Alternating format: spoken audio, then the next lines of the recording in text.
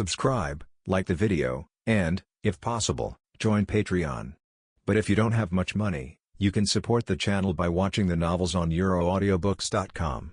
Remember that you can participate in the polls so that your favorite novel gets published for free. With honor, and his coffin could be covered with a glorious military flag after death. Then let's see if your backstage can come to rescue you in time.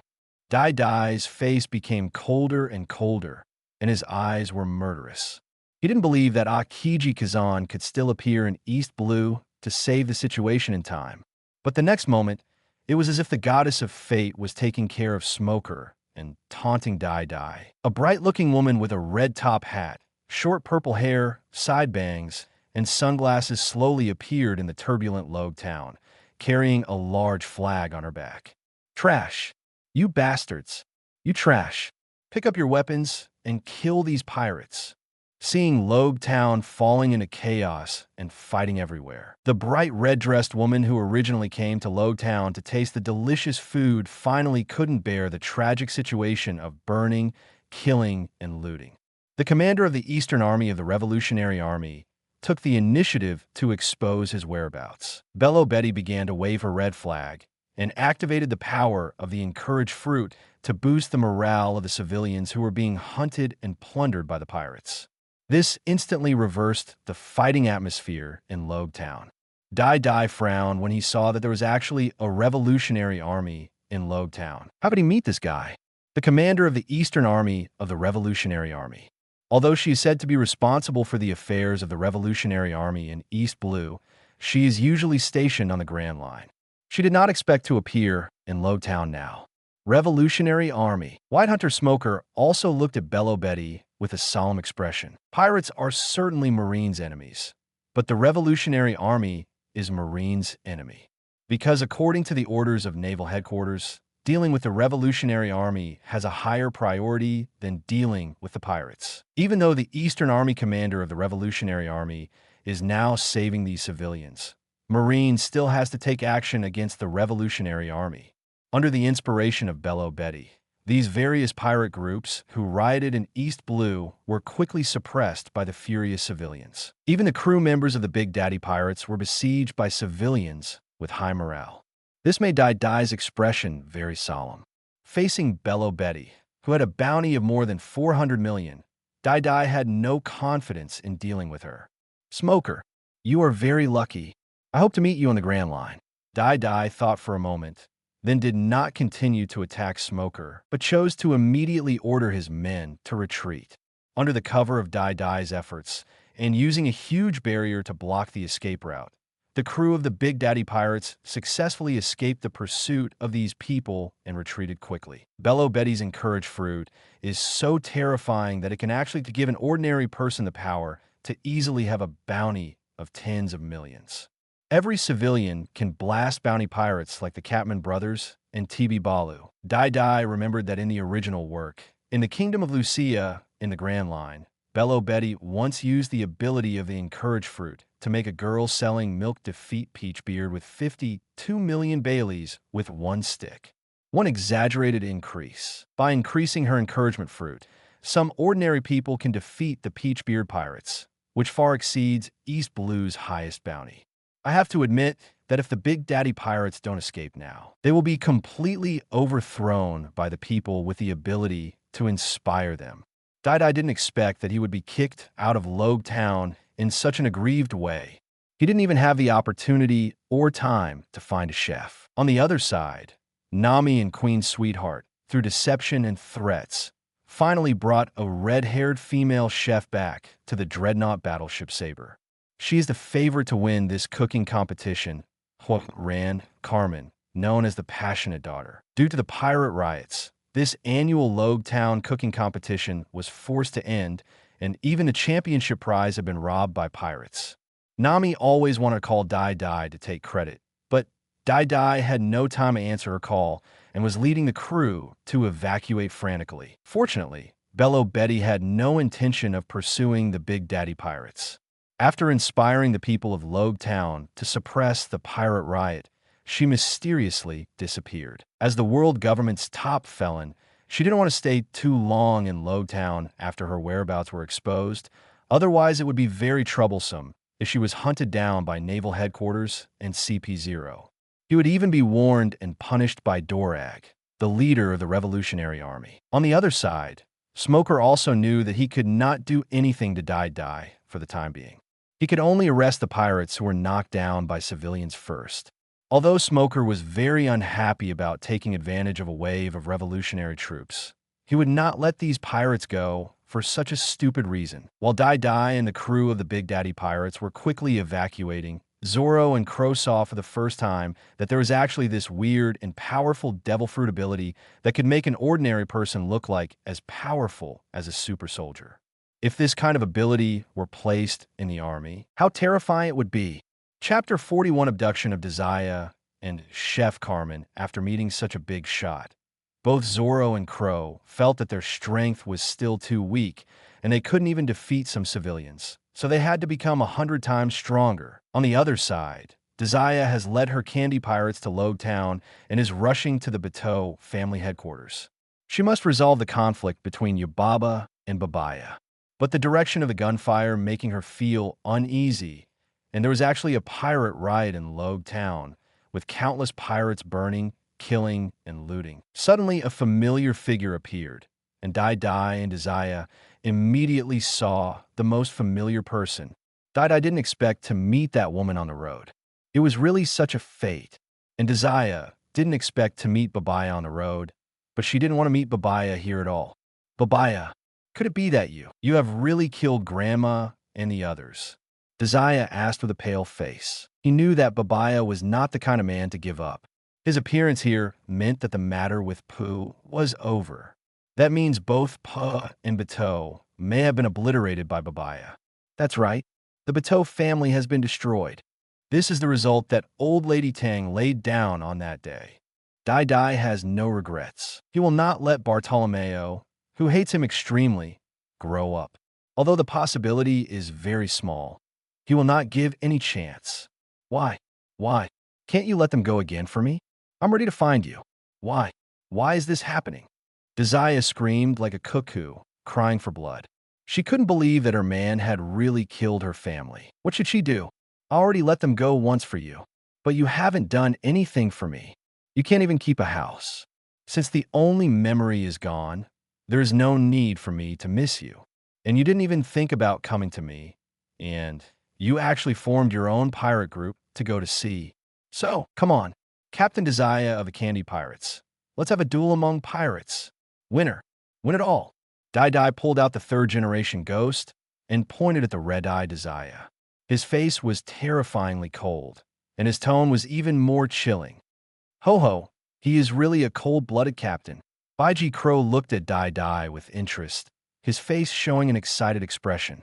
Do you want to take away the woman you once had in this way? Babaya, kill me. Desire closed her eyes and gave up resistance. She really didn't know how to treat this man. Did you really do something wrong? Maybe when she left with Die, these things wouldn't have happened and everything would have been wonderful. Are you surrendering? Then the winner gets everything. From now on, you will be a low-level pirate of the Big Daddy Pirates. If you dare to commit suicide, all your current crew members will die. Die stepped forward and hugged Desire's waist, lifted her in his hands, and quickly retreated. Several female crew members of the Candy Pirates were also pressed back by Crow and the others, with no ability to resist at all. Babaya, kill me quickly. I won't get on your ship. Let my crew go too. Desire struggled wildly on Die. She would never succumb to the hands of the devil who killed her family, even if she still loved this hateful man. Shut up. You're just my slave now. You have lost. Captain of the Candy Pirates. Your Candy Pirates have now disbanded and disappeared. Die ignored Desire's struggle and continued to return to the ship with the crew, quickly leaving the island. Is this fun for you? It will only make me hate you even more. Desire said sternly that she could not resist Babaya's great strength. As long as I find it interesting, your opinion doesn't matter. Remember, you are just a slave now. Die said expressionlessly, as if he didn't care about Desire's hatred.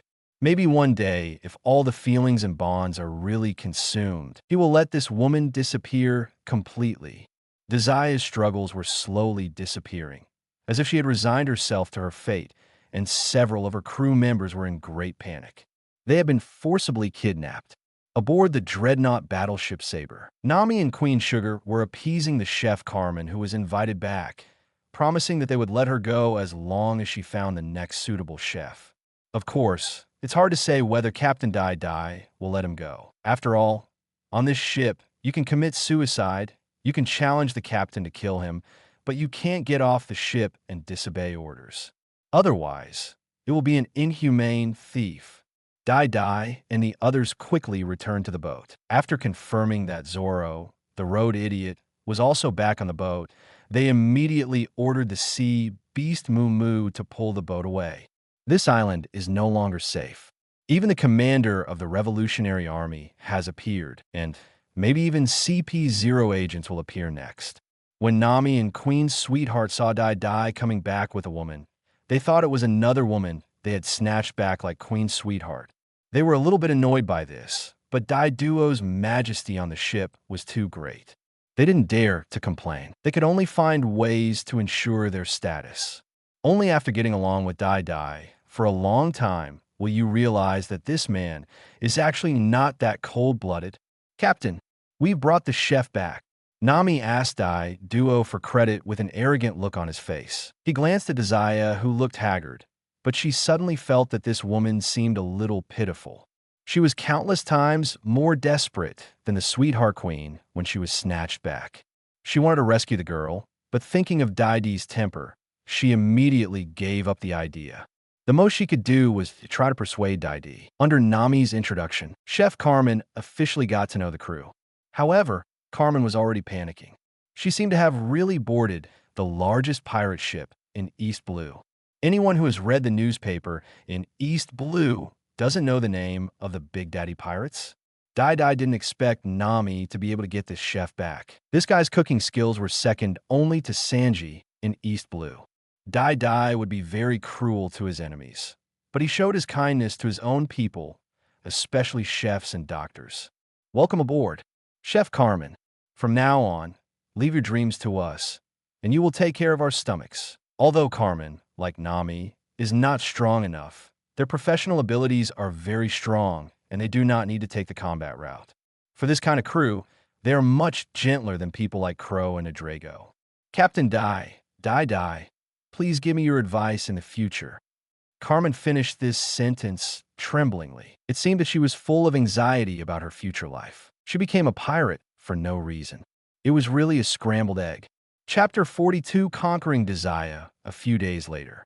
The news about the Big Daddy Pirates' attack on Logtown was not as popular as the brief appearance of Bello Betty, commander of the Revolutionary Army's Eastern Army, in Logtown. After all, Dai Dai is just a rookie pirate with a bounty of 30 million belly, while Bello Betty is a wanted criminal from the world government with a bounty of 400 million belly. After a few days of getting along with each other, Chef Carmen finally integrated into the Big Daddy Pirates. Several female pirates from the original Candy Pirates also became kitchen chores. Desia's Candy Pirates actually have a few fast motorboats. They originally planned to form a motorboat unit, but now they're all cheaper than the Big Daddy Pirates. Nami quickly mastered the skills of using motorboats and took charge of them, while Desiah lost all rights and was raised by Dai Doi like a slave. If she doesn't realize it for a day, she is just a vase and can't do anything. This morning, Dai Dai climbed up on top of Desiah refreshed, while Desiah lay on the bed like a puddle of soft mud, with skin all over his body hot and rosy, looking like he was both enjoying himself and pretending to be indifferent. It's been 3 days. My mouth has been tough, but my body has been honest.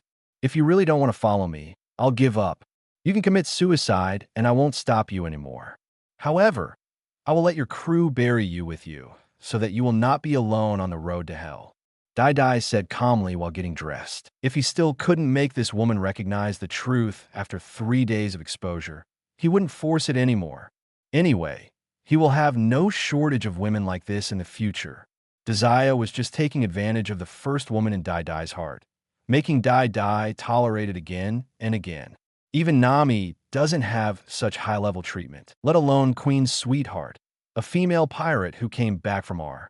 But now Dai, as the number of killings increases, his feelings will become weaker and weaker. When Desire heard Dai's words, his pupils trembled and his heart became a little panicked. This is the Paramecia slippery fruit, which can make any woman the most beautiful woman in the world. If it is sold to the celestial dragons, it may be auctioned for a high price of more than 1 billion belly. If you eat it, you might be able to compete with the pirate Empress Boa Hancock for the title of the most beautiful woman in the world. If you decide to follow me, this fruit will be given to you. Of course, you can also choose this dagger. Dai took out the slippery fruit and a dagger and placed them in front of Desire, and said in an indifferent tone that 3 days was the maximum limit he could give. He didn't have as much patience as Crow, and he could survive the Iron Bear for 5 days and 5 nights. It only took half a day for Dai to survive at Drago. Can't you coax me a little more like before? Desire said through gritted teeth, then picked up the slippery fruit and bit it down. She had already lost Grandma and Bader, as well as the Candy Pirates. Now she only has Duo as a man. She is not willing to leave Dai to a coquettish BCH like the Sweetheart Queen. She is Dai's first woman. She wants to take it all back. This devil fruit, which is worth more than 1 billion belly, can barely comfort her grief of losing her grandma. This man still values her a little bit. This slippery fruit is the gift I prepared for you, and you are in the Bateau family and can't even save our house. Why do you have any nostalgia for them? Seeing Desire make a choice, Duo chuckled lightly and dropped his clothes to the ground again. He wanted to study the function of the slippery fruit with Desire. Because Desire, who had eaten the slippery fruit, his appearance increased at a speed that could be seen with the naked eye, making Dai unable to resist the next round. This will be another full day of research and exploration. The crew members of the Big Daddy Pirates are already used to Dai educating Desire, his ex-girlfriend, but Nami is the only one who is a little gritty. Isn't it just that it's bigger there, but it's a little taller here? What's so great? Nami, who is now only 17 years old, said with an angry face that she seems to be unfair now. Why is Duo not attracted to her at all? She touched her short orange hair. She seemed to be a bit like a tomboy now. Could it be that Dai liked girls with long hair and mature girls? For this reason, Nami decided to grow her hair long and learn how to dress and groom like the Sugar Queen. She could no longer wear such old-fashioned t-shirts. The next day, when Dai appeared with the extremely beautiful Desire, even Nami, Queen's sweetheart, and Carmen were moved by it. Iron Bear and the others quickly lowered their heads, not daring to take another look. This captain's woman was so beautiful.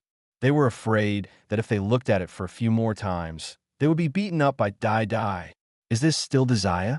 Could it be possible to become more beautiful by doing that? The women in Nami looked at the beautiful Desire a little blankly, and even the female pirates from the original Candy Pirates looked at Desire's stunning appearance in disbelief. Desire will be a cadre on the ship from now on, Dai said casually without giving too much rights. She was just Dai's woman. Although Desire was his first woman, and she also ate the slippery fruit and became a great beauty, her status would only be the same if her strength could not keep up. When Dai didn't go to sea, I was his woman. But now I'm the last one aboard the ship, and I'm a newbie. I hope everyone can give me your advice. Desire was modest while emphasizing her relationship with Dai, which smelled a little like green tea. She also took a few more glances at the little rival Sweetheart Queen and didn't even pay attention to the old-fashioned short-haired Nami. This made Nami clench her fists and shouted in her heart, 30 years in Hedong, 30 years in Hushi, don't bully young girls. In 2 years, I will be more beautiful than you. Zoro, here are some moves. Dai ignored the sparks of electricity between these women.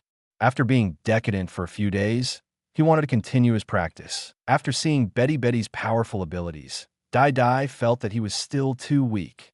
These crew members were also ordered by Dai to double their training. It was so embarrassing that they were almost killed by the people with Bello Betty's encouraged fruit power. As long as you can't practice to death, practice to death. The Dreadnought Battleship Saber is a huge sailing ship with 3 decks. It has a lot of space, and the Dai pirates currently only have more than 20 people, so everyone has enough space to practice and relax. This sailing ship was used as the main ship of the East Blue Overlord Krieg pirates, and it could accommodate 200 to 300 people at the same time. According to Dai's order, the current Big Daddy pirates have slowly approached the entrance to the Grand Line Upside Down Mountain after leaving Logtown. But according to the map, there are several small islands in front of the Upside Down Mountain, and there's even a marine branch fortress. And Logtown is just the nearest medium-sized island in front of the Grand Line entrance, not the nearest island. It's just because of Roger the Pirate King that it became more famous. Captain Dai. The island in front is Warship Island. Nami saw an island that looked like a warship and shouted loudly. Seeing this island meant that we were really not far from Upside Down Mountain. Chapter 43 Marine and Mercenaries. When Dai heard the name Battleship Island, he thought of the 1,000-year-old dragon, but he did not believe that the bones of the 1,000-year-old dragon could be used to make the elixir of life.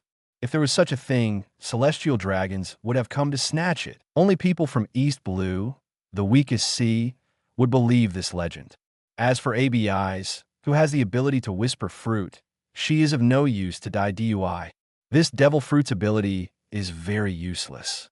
It can only talk to animals, and it can only convey its own voice to the animals' hearts. She cannot read the thoughts of animals, and she must be able to read the voices and thoughts of animals only if they voluntarily communicate with them. It is also unable to hear the voices of humans and some species, let alone conduct complex conversations and commands. This is simply more rubbish than Chopper, who ate the Renren fruit and took the form of a common man. The key is that ABI's is weak, has no special abilities, and is too young. She is not suitable for the cruel pirate group called Big Daddy Pirates. So Dai was too lazy to waste time looking for them. Not to mention that the 1,000-year-old dragon might not have flown back to the Warship Island yet. Go directly to Upside Down Mountain. Dai has no intention of landing on the Warship Island, and it is no longer interesting to stay in East Blue. There are not many qualified opponents at all. Moreover, the atrocities committed by the Big Daddy Pirates may have attracted the attention of Naval Headquarters. They must leave East Blue and enter the Grand Line as soon as possible. This way, Marine won't be trapped in East Blue. Otherwise, Naval Headquarters will send a Marine Vice Admiral to stop them in front of and behind the Upside Down Mountain, and the Big Daddy Pirates will sink into the sea. Clear. Although Nami also wanted to board the Army Ship Island and see the characteristics of this island, she did not dare to disobey the order after Dai ordered it. The dreadnought battleship Saber speeds towards Upside Down Mountain. A few days ago, Admiral Nelson Roy of the 8th Branch of the East Blue Marine received an order from the Naval Headquarters to dispatch all warships in front of the Upside Down Mountain to intercept any pirate group that wanted to pass through the Upside Down Mountain in the past few days. Difference bombing. Big Fat Man Nelson Roy is already familiar with this kind of mission. Their 8th Branch is East Blue's last line of defense. Like Commander Bryn of the 77th Branch, he has the highest Commodore rank in the East Blue. Although the rank of the Branch Marine is 3 levels lower than that of the main Marine, he is still one of the most powerful people in the East Blue. Theoretically, even Smoker, a Marine Master who was demoted from Colonel of the Headquarters to Colonel of the Logtown Branch, would salute when he saw him. Although within Naval Headquarters, his East Blue Branch Commodore is only equivalent to the rank of a Headquarters Major. Adjutant. Call those be D-Marine mercenaries. This time we will conduct a week-long interception and bombardment. Nelson Roy shouted that he knew that there were some strong masters among the pirates. So in order to reduce Marines' losses, he would recruit some pirate hunters or mercenaries who wanted money rather than their lives to help defend. Yes, sir. The Marine fleet of the 8th Branch immediately began to dispatch, and some mercenaries who were well known in East Blue also boarded the warship. If they independently hunt down pirates with bounties on their heads, they will not only get the bounty from the pirates, but also receive employment money from Admiral Nelson Roy. This has also made some pirate hunters and mercenaries become Nelson Roy's regular customers, and they like this refreshing Marine leader. In the eyes of these mercenaries, this job is 100 times better than being a Marine. After all, Marine hunting pirates is just a task, but Bailey does not have as much extra income. Although Marine is a little envious of the generous income of these mercenaries, every time he fights pirates, mercenaries are the first to fight, and the mortality rate is very high, so it is not uncommon for Marine to take advantage of these branches. Among the bounty hunters hired by Admiral Nelson Roy, the most powerful one is Cyclone Eric. He is a user with the Paramecia Scythe Fruit ability, which can highly compress the air to produce a scythe-like slash. It has the power of flying slashes comparable to those of a swordsman. He is more famous in East Blue than pirate hunter Roranoa Zorro. After all, he has been in the industry for several years and is very powerful. Whirlwind Eric is also a lawless person who puts interests first. As long as the interests are sufficient, he will dare to do anything. In the original work, he ruthlessly killed Admiral Nelson Roy and a large number of branch sailors in order to obtain the keel. At this time, in front of Upside Down Mountain, a large number of pirate ship wrecks appeared on the sea. The Marine fleet and Marine mercenaries of the 8th branch had defeated 7 or 8 pirate groups from Logue Town in the past 2 days, and Tornado Eric was counting his profits from this employment. In just a few days, he had already received more than 20 million belly in bounties and employment payments. He was very satisfied with the bounty. It would be great if Waste like Marine could organize such siege missions more often. Although he is relatively strong, he has to admit that Marine's warships and firepower, coupled with a large number of Marine soldiers, are too beneficial for encircling and suppressing pirates. If he were to hunt down pirates alone, his efficiency would be very low. It usually takes several weeks and a month to hunt down a pirate group, and sometimes he even misses the mark. He didn't dare to grab the faster Marine warships, so he could only reach a certain cooperation with Marine so that he could not only make his own money, but also take advantage of Marine's warships and military strength. He didn't want to become a pirate, lest he be chased by Marines all day long, and he didn't even want to be a Marine and be bound by various rules. He just liked being a bounty hunter like this now, freely. Not only has he gained great fame in East Blue, but even the Marine Admiral of the 8th branch has to show courtesy to him. Eric, the main target this time is the Big Daddy Pirates. Are you sure you can deal with them? If that doesn't work, we can just cover them with firepower first and then accidentally let them leave. Anyway, this mission has been completed well. Admiral Nelson Roy, the Fat Man, said with some concern that according to the intelligence obtained in the past 2 days, the captain of the Big Daddy Pirates may be stronger than Colonel Smoker of the Logue Town Marine. This made Nelson Roy a little jealous and scared. You must know that he knows Smoker's true strength. Smoker is a true colonel of the Naval Headquarters. He studies under the Headquarters Chief Instructor Zephyr, and he is also a Logia Demon Fruit Power. Even Smoker can't deal with Dai, so his weakling East Blue Branch Commodore can't even deal with the Big Daddy Pirates. Don't worry, Admiral Roy. With the firepower of your Marines, plus my fruit ability, we will definitely be able to blast the pirate ships of the Big Daddy Pirates into the sea. Then we only need to beat up the drowned dogs. Whirlwind Eric smiled sinisterly on his mean face. He is also a bounty hunter who has learned the true meaning of hit the thieves first and hit the boats first. Chapter 44 Marine Fleet appears the dreadnought battleship Sabre is moving forward rapidly, pulled by the sea beast Moo Moo. As the Big Daddy Pirates get closer to Upside Down Mountain, they become more excited that they can finally enter the legendary Grand Line. This is a place that many East Blue pirates are eager to enter. Entering the Grand Line means that they are finally qualified to rob the great secret treasure left by Roger, the Pirate King. As the pirate ship moved forward, the Big Daddy Pirates soon discovered that there were more and more wreckage and broken decks on the sea. Is it because of bad luck that the pirate ship crashed into Upside Down Mountain? Nami said, doubtfully, because of the huge power of ocean currents in the 4 seas. The seawater in the 4 seas can go against common sense and flow upstream from the Upside Down Mountain and into the Grand Line. Those unlucky pirate ships would crash directly into the Upside Down Mountain and turn into a pile of debris if they failed to grasp the direction under the rapid ocean currents. In the 4 seas, every year there are countless new pirate groups who fail at the first level of the Grand Line. There are scorch marks from artillery bombardment on it, and some of the wooden planks are neatly fragmented. This should be a pirate ship that has experienced a fierce battle, and there may be swordsman-level warriors among the enemies. Baiji Crow just took a few glances at the debris and quickly analyzed part of the information. Swordsman, I really want to fight against such a strong man once. Roronoa Zoro immediately said with a fighting spirit that he has not yet reached the level of a steel-cutting swordsman. In order to move towards the goal of being the world's greatest swordsman, he will duel with all the swordsmen he meets. Get ready to fight. An enemy is coming. Dai Dai's eyes flashed red. He put down the exercise equipment, looked into the distance, and then shouted to everyone casually. Everyone immediately became full of fighting spirit and had an aura that belonged to the strongest pirate group in East Blue.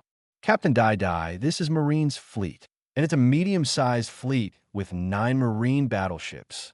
Nami, the navigator and lookout, looked into the distance with binoculars and immediately shouted, looking a little nervous. At first glance, the warships on the opposite side are regular marine fleets with sophisticated weapons.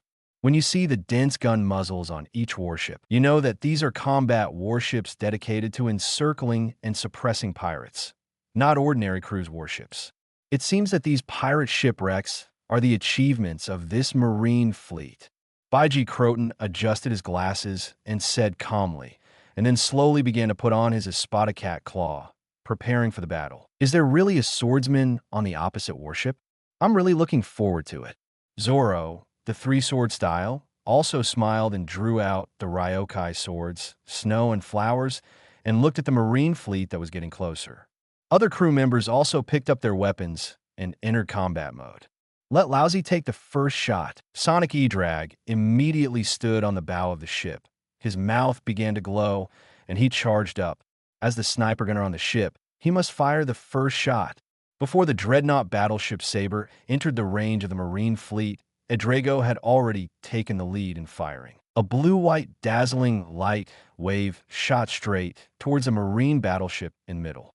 Seeing this scene, the marine fleet also sped up to bring the Big Daddy pirates within the range of their artillery as soon as possible. The warship in the middle also fired dense sickle wind blades, trying to scatter the sonic laser cannons.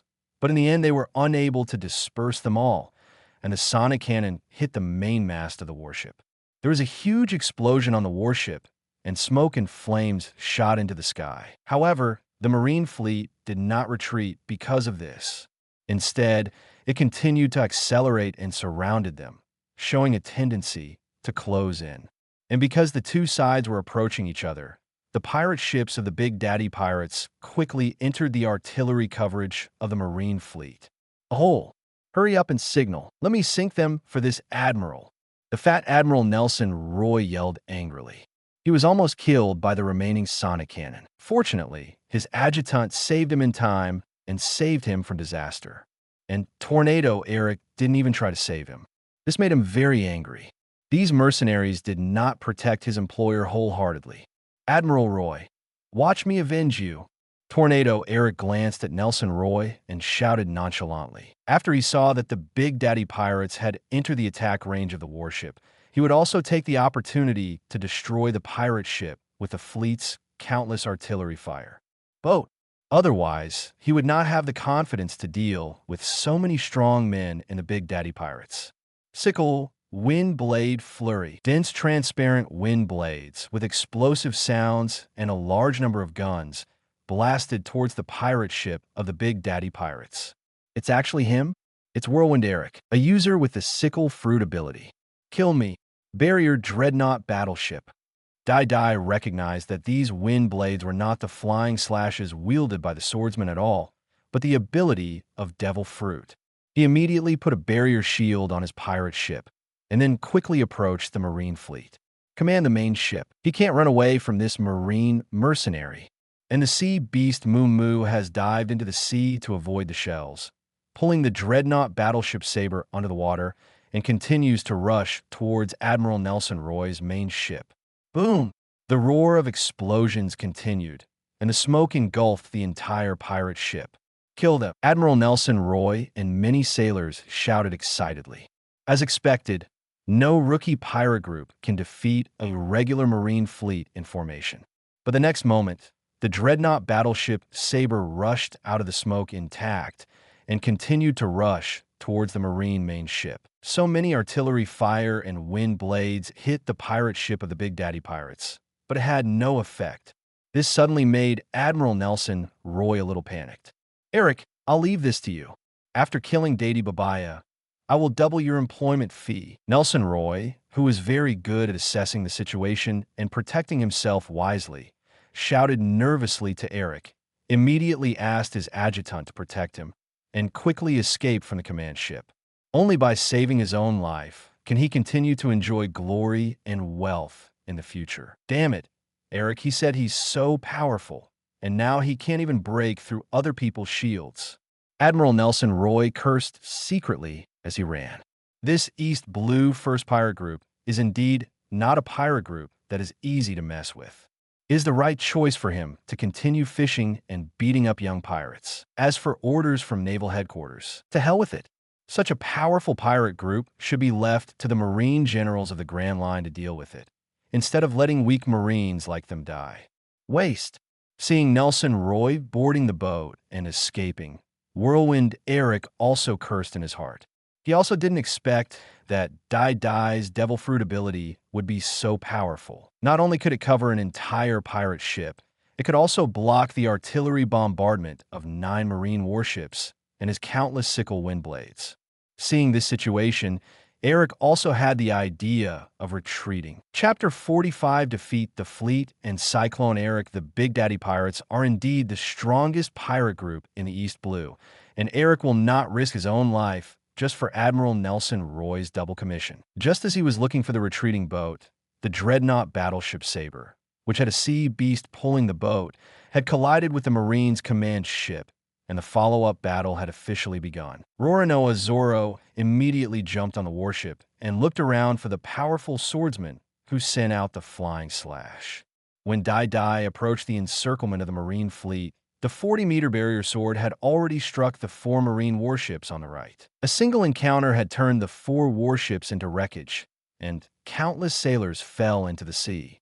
The terrifying power of this knife almost made Eric, who was about to flee, almost incontinent. It seemed that they had really encountered a big terror.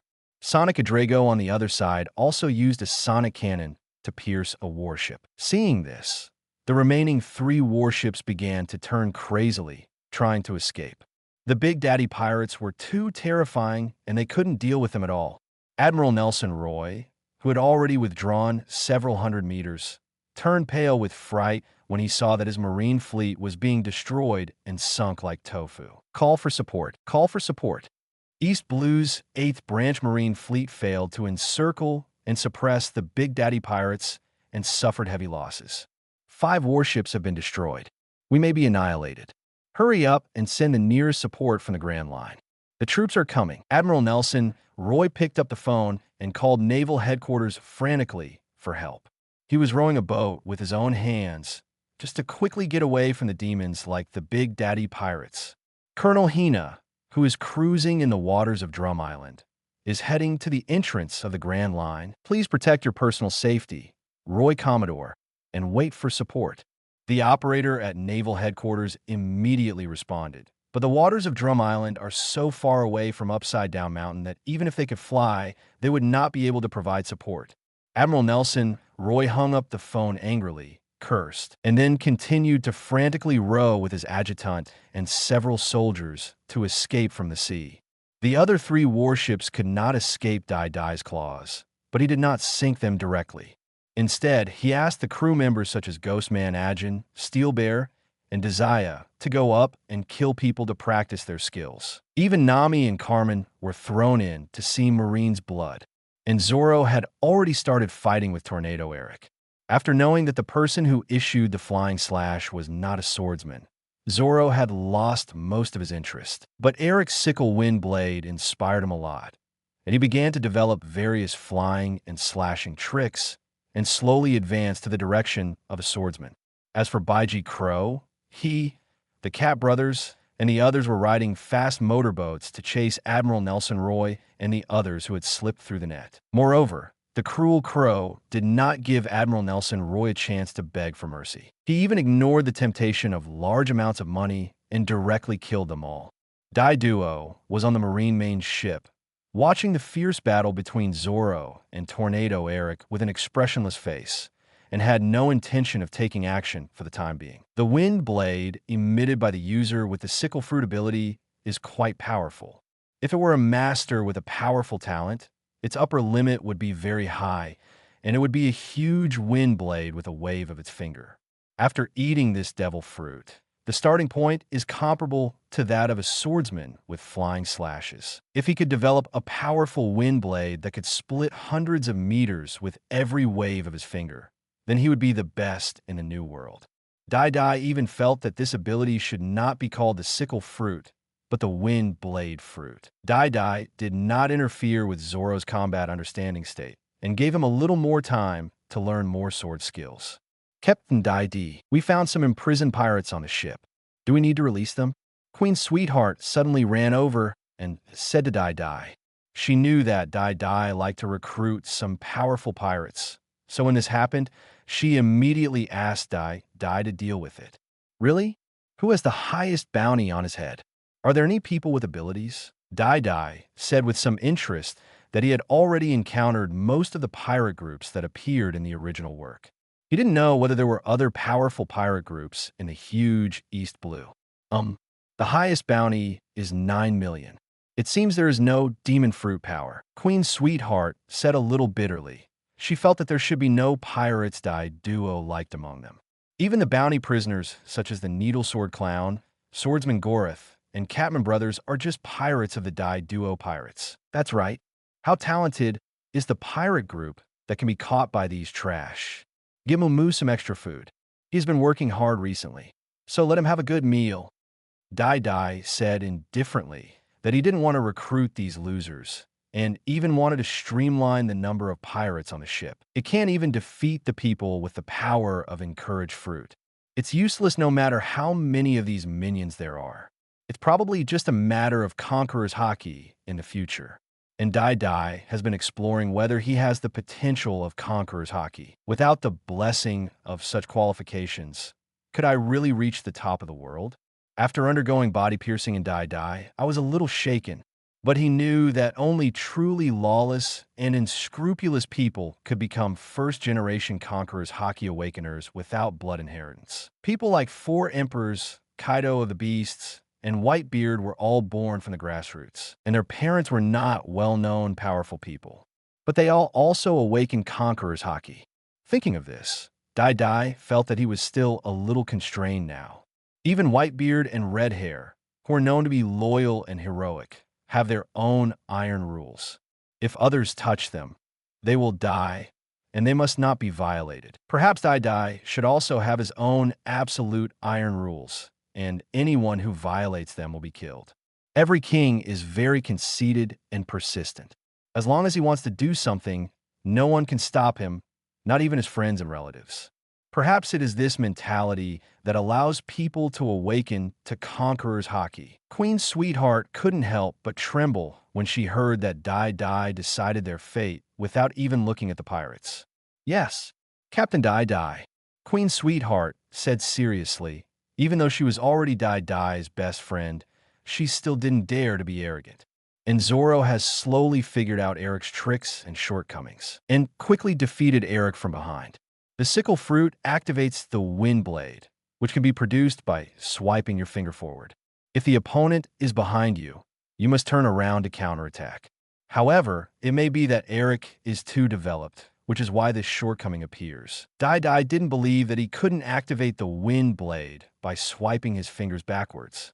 This guy TB Balu immediately grabbed a sea stone handcuff and went up to handcuff Tornado Eric. Next, if Captain Dai doesn't take action to subdue him, he may have to leave it to Lord Crow to slowly concoct this marine mercenary. Chapter 46 information about the Big Daddy Pirates Naval Headquarters Marineford. A sturdy old marine with short white hair. Even though his beard has turned white, he still can't hide the powerful aura about him. Sengoku, look, it's because you didn't give me a vacation so I didn't have time to go back and clean up East Blue's mess. That's why East Blue got rampant little pirates like the Big Daddy Pirates. Marine hero Garp the Fist cursed and complained to Marine Marshal Buddha Sengoku, looking very unhappy and even a little angry. After learning that the Big Daddy Pirates had destroyed the 16th and 8th branches of East Blue, the leaders of these two Marine branches, Colonel Mouse and Nelson Roy Commodore, had both died honorably. This makes Garp the Fist very angry. Very angry. The kind of anger that can't be calmed down even without a 3-month vacation and 1,000 packs of senbei. He does not allow the peaceful East Blue to have such lawless and brutal pirates appear. The weakest sea is just a contemptuous name among pirates. Ordinary people and Marines prefer to call the East Blue the most peaceful sea. The credit for all this must of course go to Garp the Fist, who often returns to East Blue to visit his grandson. How long have you been on vacation? It was not long after you came back from vacation that the Big Daddy Pirates were established. However, they rose too quickly. In just 1 or 2 months, they enter the Grand Line. The pirates on their ship are all relatively well-known bounty criminals from East Blue. This Dai Babaya does have some skills and can subdue so many pirates. Buddha Sengoku looked at the information about Dai. He was originally a mute from East Blue Low Town, then the strategist of the Bader family, and finally the captain of the Big Daddy Pirates. He successively conquered Captain Crow of the Black Cat Pirates, Captain E-Drag of the E-Drag Pirates, and Captain Bear King of the Poker Pirates. And East Blue's pirate hunter, Rorinoa Zoro. After killing the Krieg Pirates, the overlord of East Blue, he subdued the second-in-command Kim Jin and the third-in-command TB Balu, and then destroyed the strongest dragon pirates in East Blue. This record can indeed dominate East Blue, the most peaceful sea. In fact, if it weren't for 7 warlords of the Sea Bay, Garp the Fist would have put an end to the dragon pirates long ago. It's just that the world government thinks that the dragon pirates are a pirate group affiliated with Jinbei. So the dragon pirates' exploitation of the Caucasus Sea can be considered a legal plunder by the 7 warlords of the Sea Jinbei. This guy is too murderous and must be eliminated as soon as possible. Garp the Fist said solemnly. According to the intelligence, Dai Babaya had already killed many pirates when he destroyed the Krieg pirates and the Dragon pirates, and his hands were stained with blood. Coupled with the destruction of the Logue Town underworld Bateau family and the 2 marine branches of East Blue, Dai's crimes are too numerous to list. The Vice Admiral on duty at the General Staff Department has sent Captain Marine Hina from our headquarters to intercept the Big Daddy Pirates. Buddha Sengoku suddenly frowned and said he felt that the staff's arrangement was a bit wrong, and Colonel Hina seemed not necessarily able to deal with Dadi Babaya. As Marine Marshal, he doesn't have that much time to deal with small pirate groups like East Blue, and he doesn't need to deal with these small things. You're the only one who's still called the resourceful general? Didn't you read the intelligence?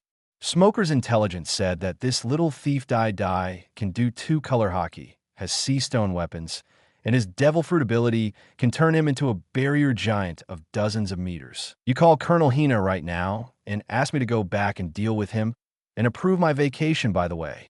Garp the Fist cursed loudly. It wasn't that he looked down on Colonel Hina, but that Dai was really a bit of a pervert. He actually came into contact with hockey in East Blue. You know how many pirate groups from all over the world, even when they reach the end of the Grand Line, Sabati Archipelago, don't know what hockey is. And his grandson, Monkey D. Luffy, has become more and more pirate-minded in the past 2 years. He must go back more often and teach this little BD a lesson, lest Luffy really goes to sea to become a pirate. It's too late now. It's estimated that the Big Daddy Pirates have entered the Grand Line now. If you rush back now, you don't even know which island he is on. Buddha Sengoku said a little angrily, ignoring Garp's application. Later he would ask his subordinates in the staff department to remind Colonel Hina to be careful when encountering the Big Daddy Pirates. However, the Grand Line has 7 routes, so it's unlikely that the Big Daddy Pirates will encounter Colonel Hina's route by chance, right? Does that mean you won't criticize me for my lies? Garp the Fist glared at Buddha Sengoku with a black look on his face, then angrily grabbed all the senbei on the table and left the marshal's office with an angry look on his face. Buddha Sengoku also stared at Garp's back with wide eyes. This guy is just an old BD who came to ask for vacation and free food and drinks. He shook his head helplessly and then planned to increase Dadi Babaya's bounty a little more. The pirate who already has the two-color haki and the powerful devil fruit ability in the Grand Line is not only cruel and easy to kill, but also very cold-blooded, making him a real danger. Therefore, the bounty must be increased to make Marine pay attention to the danger. It is best to attract bounty hunters to surround and kill the Big Daddy pirates. With a wave of his hand, Dai Dai's bounty skyrocketed to 100 million belly, making him one of this year's supernova candidates. Destroyed 2 Marine branches, countless kills on hand, plus dual-color haki and devil fruit abilities. This die stack is really worth the price. If he can successfully reach the Sabaody archipelago without failing on the Grand Line, then he will be this year's supernova and in the Rainlands of Alabasta. As Nico Robin's investigation into Dadi Babaya deepened, her expression became more solemn. Being able to defeat Colonel Smoker, who had the Logia smoke fruit, showed that his strength really exceeded her expectations. Did you join the Grand Line as the strongest pirate group in East Blue? Nico Robin murmured that she originally wanted to meet Dai Dai alone, but now that she knows the full strength of the Big Daddy pirates, she does not dare to face this brutal captain who has killed countless people alone. She didn't understand why someone like Dai Dai would have anything to do with O'Hara, and she also knew her and Sand Crocodile's identities. MR1 can't be deployed around Sand Crocodile, so let the teams of MR2 and MR3 protect me to see this Dido, and transfer other teams to nearby sea areas to perform tasks. In order to find out the secrets of Dai Dai, Nico Robin took out most of the combat power of Baroque Working Group in one fell swoop. In addition to the Boss Sand Crocodile and Mr. One, she has mobilized the entire 7 warlords of the Seas forces.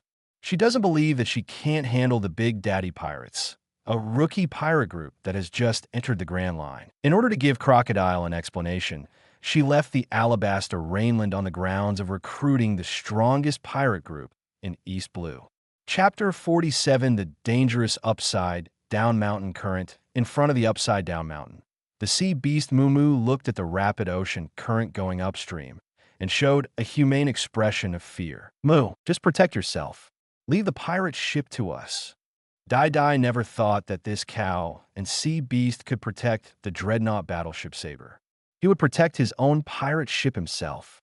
So, kids, today we officially enter the Grand Line, Dai Dai shouted, making all the crew members of the Big Daddy pirates excited.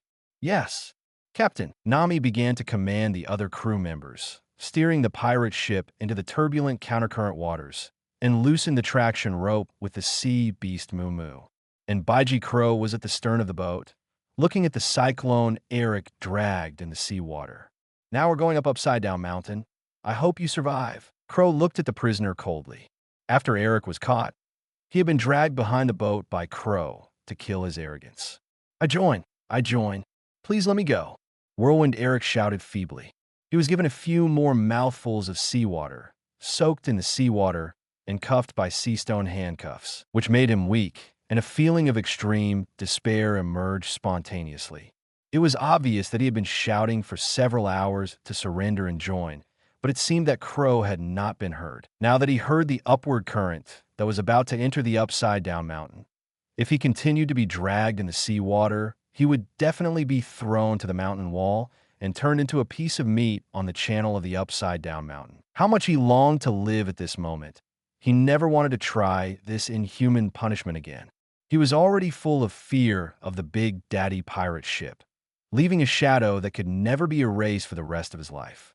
At this time, seeing Eric, who was almost done, Dai Dai came over. At the last moment when the dreadnought battleship Saber entered the upstream ocean current, Eric, who was extremely pale with fright, was finally pulled out. From now on, you will be a member of the Big Daddy pirates. Please obey orders. Understand? Dai Dai slowly untied Eric's sea stone handcuffs and the hemp rope around his body, and then said calmly to the sickle fruit user, I know, Captain, I will never betray the Big Daddy pirates in this life. Tornado Eric was already in tears at this moment. He immediately cried and expressed his loyalty to Dai Dai. He hugged Dai Dai's thigh without any image and shouted that he finally survived in the hands of these demons. I just like obedient crew members. Now, go change your clothes and follow us into the Grand Line. Dai Dai picked up Eric, straightened his wet clothes, and said with a smile. At this moment, Dai Dai changed from a demon captain to a gentle and good boss. Thank you, Captain.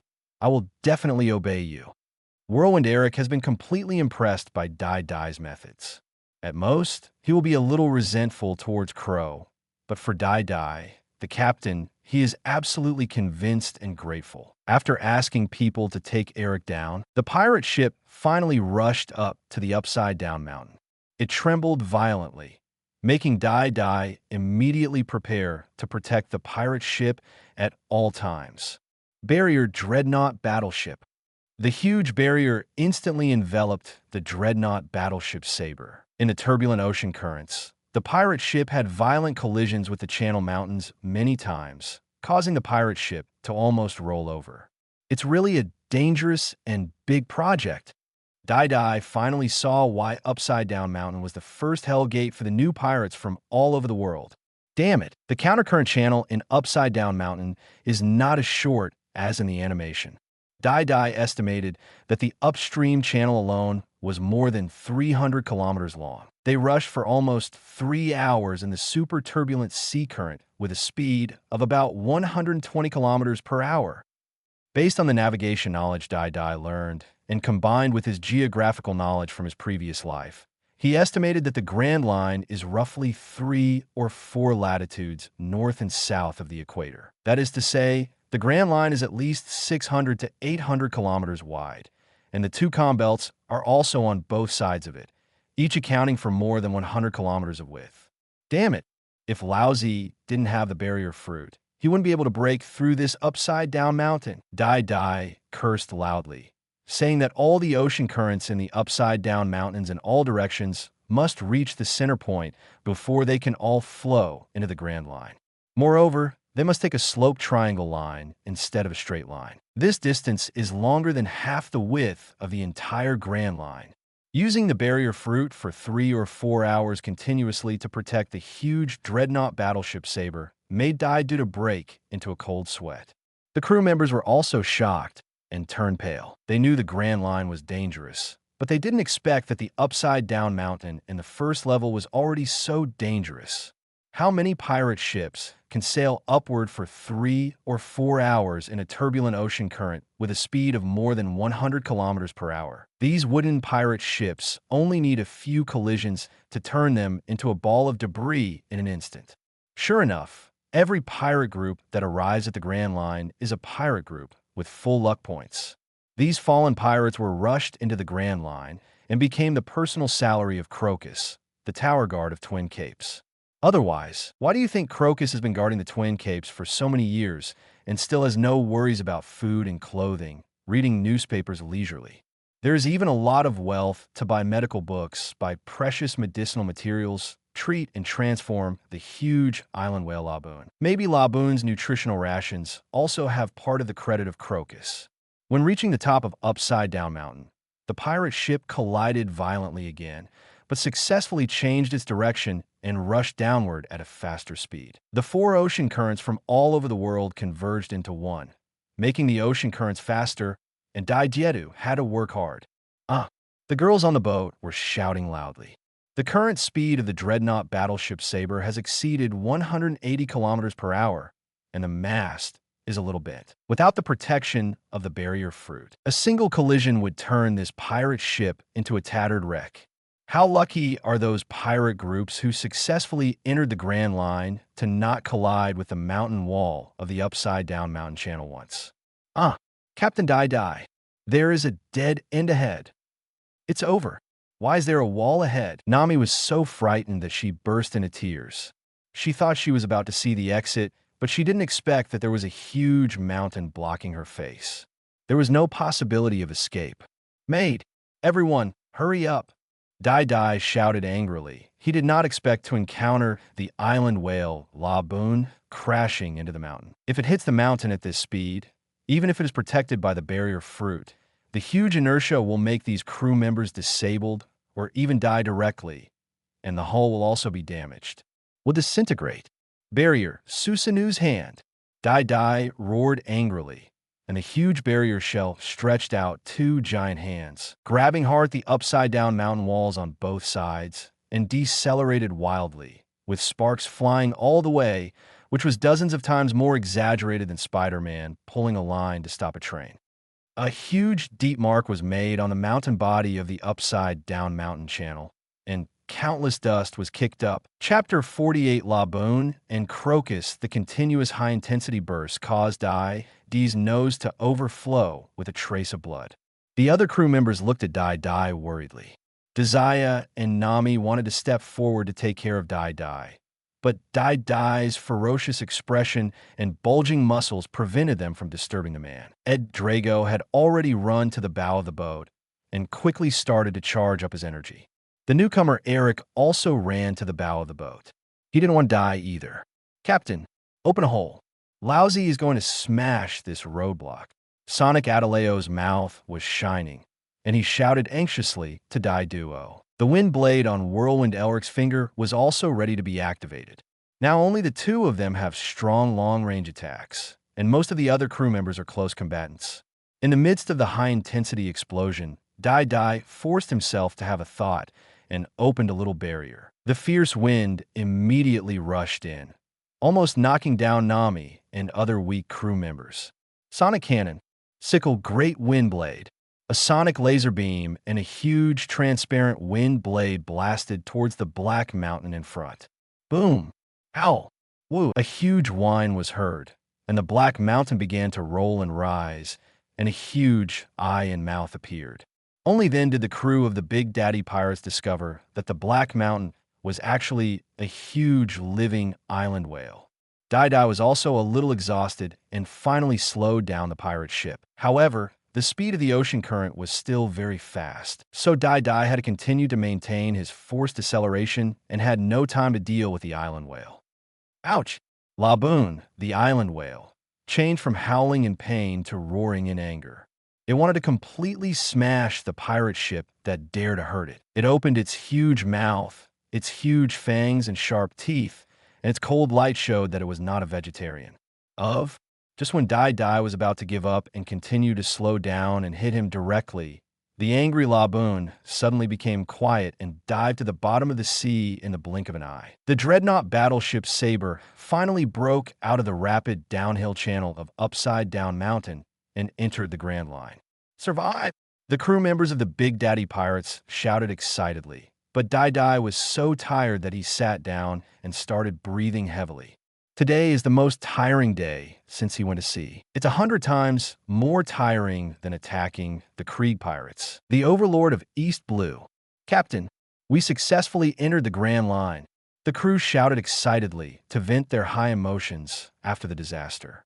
But the next moment, a huge black shadow surged under the sea surface again, and this huge island whale emerged from Minato again. Its eyes were already as big as the dreadnought battleship Saber. Careful! Everyone immediately entered a fighting state. The size of this island whale was so big that they looked so small in front of it. This was a huge island whale that was 400 meters long. Dai also stood up again, but his muscles were still shaking a little. He looked at the island whale without fear.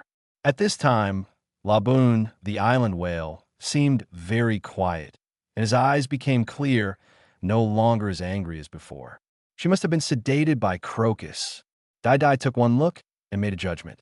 The ship doctor of One Piece should be in Laboon's belly now, right? Crocus, in addition to being a powerful doctor, didn't expect that he could also modify Laboon's belly and live in the belly of a whale. "Laboon, I know you understand me. I know where Brook is. You tell Crocus to come out and see me." Dai Duo shouted to the pair of giant island whale Laboon, and he showed a smile. He wondered if he could coax the Pirate King's ship's doctor onto the ship. If Crocus, an old-timer, is on board, even if he only disembarks when he reaches the Devil's Triangle, The safety of the Big Daddy pirates during the Grand Line will undoubtedly be improved countless times. Crocus is not only highly skilled in medicine, but also has great sailing experience and combat prowess. He even visited the Grand Line and New World with the Roger Pirates, and even went to Raftel. This kind of treasure-like talent really makes Die salivate. Ouch! The quiet island whale Laboon suddenly became excited again when he heard Brooke's name. Even the sedatives on his body couldn't suppress his excitement. The huge waves shook the dreadnought battleship Sabre, and everyone on board looked at this crazy island whale a little nervously. Quiet. Laboon, don't you want to see Brooke? Die shouted in an angry tone. Sure enough, upon hearing Die's words, Laboon immediately calmed down and looked at Die with big eyes pitifully and expectantly. At this time, it seems that Laboon's call and Laboon's emotional ups and downs were felt. An old man with a flower on his bald head, wearing glasses and a pink shirt with yellow and green patterns in the middle, emerged from the island whale Laboon's head. Appear on. He also carried some harpoon weapons on his back. As soon as he appeared, his expressionless and cold eyes made the atmosphere freeze. That powerful aura made Baiji, Crow, and Zoro and the rest of the crew break into a cold sweat and feel a sense of suffocation. So powerful. Definitely a super strong person. Hey, Crocus, take your momentum. Don't scare the newcomers of the era. Die stood at the front, facing Crocus's cold eyes, and an invisible aura spontaneously emerged from his body to fight against Crocus. Die doesn't think Crocus is an easy old man to deal with. He can follow Roger Pirates around the Grand Line and arrive at the final island. There is no doubt about his strength. Back then, the Roger Pirates and the Whitebeard Pirates fought for 3 days and 3 nights. Crocus also participated in the battle and fought to the end. In the end, he did not suffer any serious injuries or loss of strength. After returning to Twin Points, I hunted giant king squid, swam in Laboon's stomach acid, and my body resisted the gunpowder shells of the Baroque Works Company without getting hurt. Moreover, the entrance to the Grand Line at Twin Points has been safe and sound for so many years. Judging from various achievements, it is clear how strong Crocus's combat effectiveness is. Kid, you actually know my name? Have you been to Grand Line before?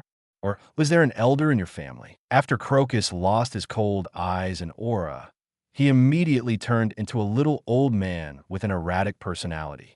This is my first time here. Not only do I know your name, but I also know your past with Laboon, Die said calmly, and then turned on his observation hockey to sense the one-piece ship's doctor and feel his strength. Using observation hockey casually is a rude thing to do. Crocus smiled. He didn't expect to meet a new pirate who learned hockey at Twin Capes, the starting point of the Grand Line. It was really unprecedented. However, he quickly realized that this kid knew about his past with Laboon. How old is this kid? I had quit the Roger Pirates more than 20 years ago and returned to Twin Capes to work as a lighthouse keeper again, taking care of Laboon. At that time, this kid hadn't even been born yet. Chapter 49. Deceiving the temporary ship Dr. Die didn't pay attention to Crocus's micro-expression. He was just a little curious as to why this Pirate King's ship's doctor could become the keeper of the Twin Capes lighthouse in an upright manner. Didn't Marine put a bounty on him? But he has been a ship's doctor for the Roger Pirates for 3 years. So there is no reason why he hasn't been discovered by Marine yet. Whether it was the Battle of Etval with the Golden Line Shiki's air fleet or the 3-day and 3-night fierce battle with the Whitebeard Pirates, Crocus participated in them all. Besides, the Roger Pirates are the focus of the world government. How could Crocus not be exposed? How did a big shot like Senior Crocus manage to work as a lighthouse keeper here without being wanted by the world government? Die said with some doubts. Anyway, he had been with the Bateau family for 2 years and had been a pirate for a month or 2. He had never seen a reward order from the Crocus Pirates, not even a reward from the crew of the Roger Pirates. Rarely seen. Do you really know me? Hearing Die's question, Crocus also showed a serious expression. He felt that the young pirate had recognized his identity. Yes, I know a little bit about you. The Lumba Pirates and that pirate group. Die had just finished speaking. After hearing the name of the Lombard Pirates, The island whale Laboon became excited again and asked Crocus to constantly comfort the excited whale. Even the Lombard pirates know it. It seems you are really not simple. Crocus said a little solemnly that not only did this young man know how to use hockey, but he also knew the Lombard pirates from more than 50 years ago, which really shocked him. You must know that back then, even the Roger pirates had not heard much about the Lumba pirates. This was a pirate group from a previous era. When Brooke and the others disappeared, Roger was just a fledgling newcomer. It's still not as simple as your identity. You're even more extraordinary. Back then, you could have boarded that pirate group for 3 years in search of traces of the Lumba pirates, but in the end you still couldn't find any clues about Brooke and the Lumba pirates. I wonder if you can get on my pirate ship again now. I can definitely help you find Brooke. You can even take Laboon with you. Maybe you can become an official crew member of the legendary pirates for the second time. Dai said with confidence, and the ambition revealed in his words surprised Crocus. This guy also wants to become the Pirate King? Kid, do you know the consequences of irritating me by talking nonsense? Even the Roger pirates haven't found Brooke, so why can you find them? Crocus no longer tried to hide his secrets from Dai, and directly showed his cards, acquiescing that he was indeed a crew member of the Roger pirates. It would be great if Dai knew the real news about the Lumba pirates. Otherwise, he would let this new pirate group see what the Pirate King's ship doctor is. Feeling Crocus' aura become cold again, the crew members of the Big Daddy pirates nervously clutched their weapons, ready to activate their devil fruit ability at any time. The Lumba pirates have been destroyed, but Brooke has been successfully resurrected due to the underworld fruit and is now trapped somewhere. I wonder if you would like to take Laboon and follow us to find him? After finding him, you can choose to leave or stay. But in the meantime, you will become our temporary ship's doctor and guide us in the practice of two-color hockey. Of course, when we find a new ship's doctor, you'll also help train him. Dai sensed Crocus's strength and put a lot of pressure on him. He was worthy of being the ship's doctor of the Roger pirates. He has been on the Pirate King's ship for 3 years and should be stronger than several crew members who have been specially trained by the Straw Hat Pirates for 2 years. Even if he doesn't have the strength of the 3 big kanbans, he at least has the strength of the 6 volleys. Ordinary supernovas can't defeat this old man. And as a doctor, Dai didn't believe that Crocus could only cure diseases and not know how to use some poisons. After hearing what Dai said, the island whale Laboon was a little depressed and a little excited. It didn't expect that the Lombard pirates had been wiped out, but now was eager to set off immediately to find Brooke, who was still alive. At this moment, a cow and sea beast rushed down from the upside-down mountain channel in a daze and directly bumped into Laboon, almost knocking him out, and a big bump appeared on his head. It took a while to wake up and then swam to the dreadnought battleship Saber in tears, as if it had found an organization. Kid, give me a range and time. Otherwise, I won't leave Twin Capes easily. My old bones can't stand deception and long voyages. Crocus glanced at this silly sea beast, then narrowed his eyes and said to Dai, I didn't expect to hear the news about Brooke at this age. It really makes people unable to retire with peace of mind, but feeling Laboon's excitement, he had to fulfill Laboon's wish. Then work hard again. Let's hope this guy doesn't cheat on him. Within a year, I will definitely give you an answer within the Grand Line, without entering the new world.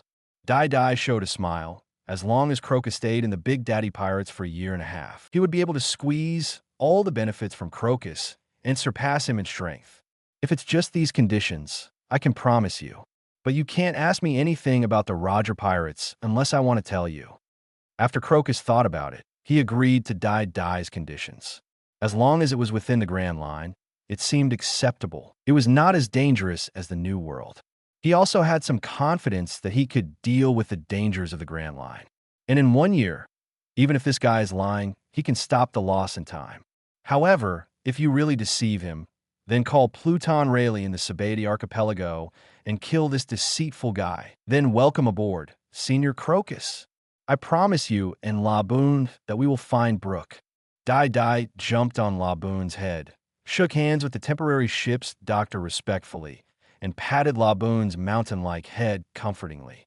After we find Brooke, I hope you won't interfere with our whereabouts. Crocus once again reminded emphatically that he could feel that the atmosphere of his pirate group was not as harmonious as the Roger pirate group. Of course, but I will try to gain your approval. Dai smiled and said, a Grand Line veteran successfully boarded the ship. Even if Crocus will not participate in the battle, his medical skills, navigation experience, and two-color hockey experience are all a good asset. And the sea beast Moo below heard that his captain had recruited another 400-meter large island whale, and his heart suddenly felt cold. Was he going to be unemployed again? Just go through a topsy-turvy mountain and become unemployed? The crew members of the Big Daddy Pirates were also frightened by Dai's trick. Their captain seemed to have deceived a great person. This old man is a member of One Piece Roger's pirate crew, or One Piece's ship's doctor. This temporary ship doctor has a big background. Chapter 50, Crocus's Change of Heart above Twin Points Lighthouse. Crocus is entertaining the crew of the Big Daddy Pirates and is preparing to pack up his medical books and medicinal materials before boarding the ship. To be honest, at the age of over 70, he really doesn't want to leave this old place. Recently, he stayed in the belly of Laboon the whale for a month or two, constantly transforming and treating Laboon. But this time, in order to fulfill Laboon's wish, he had to make another trip. I hope that this time, as Dai said, Brooks' whereabouts will be found. At this time, the Seagull Newsbird of the World Economic News Agency flew over. As a person who likes to read newspapers, Crocus bought a newspaper. In Laboon's belly, he hadn't seen the latest newspaper for a month or two. After Baiji Crow saw it, he also bought a few copies. They were not short of money anyway, and there were no newspapers from the East Blue newspaper here on the Grand Line. They were usually newspapers owned by big newsmorgans. When Crocus glanced casually and saw the latest news, his eyes narrowed slightly, and then a hint of gloom appeared on his face. At the same time, he also saw Dai's latest reward order. He was shocked. What a killing. The most brutal rookie pirate group in East Blue massacred the Krieg Pirates, the Dragon Pirates, destroyed the Underworld Bader family, and destroyed the 8th and 16th branches of East Blue. Dai Babaya's hand alone were stained with more than 2,000 lives. The captain of the Big Daddy Pirates, Big Daddy Dai Babaya, has a bounty of 100 million Baileys, life or death. Is this still new? This is simply a devil.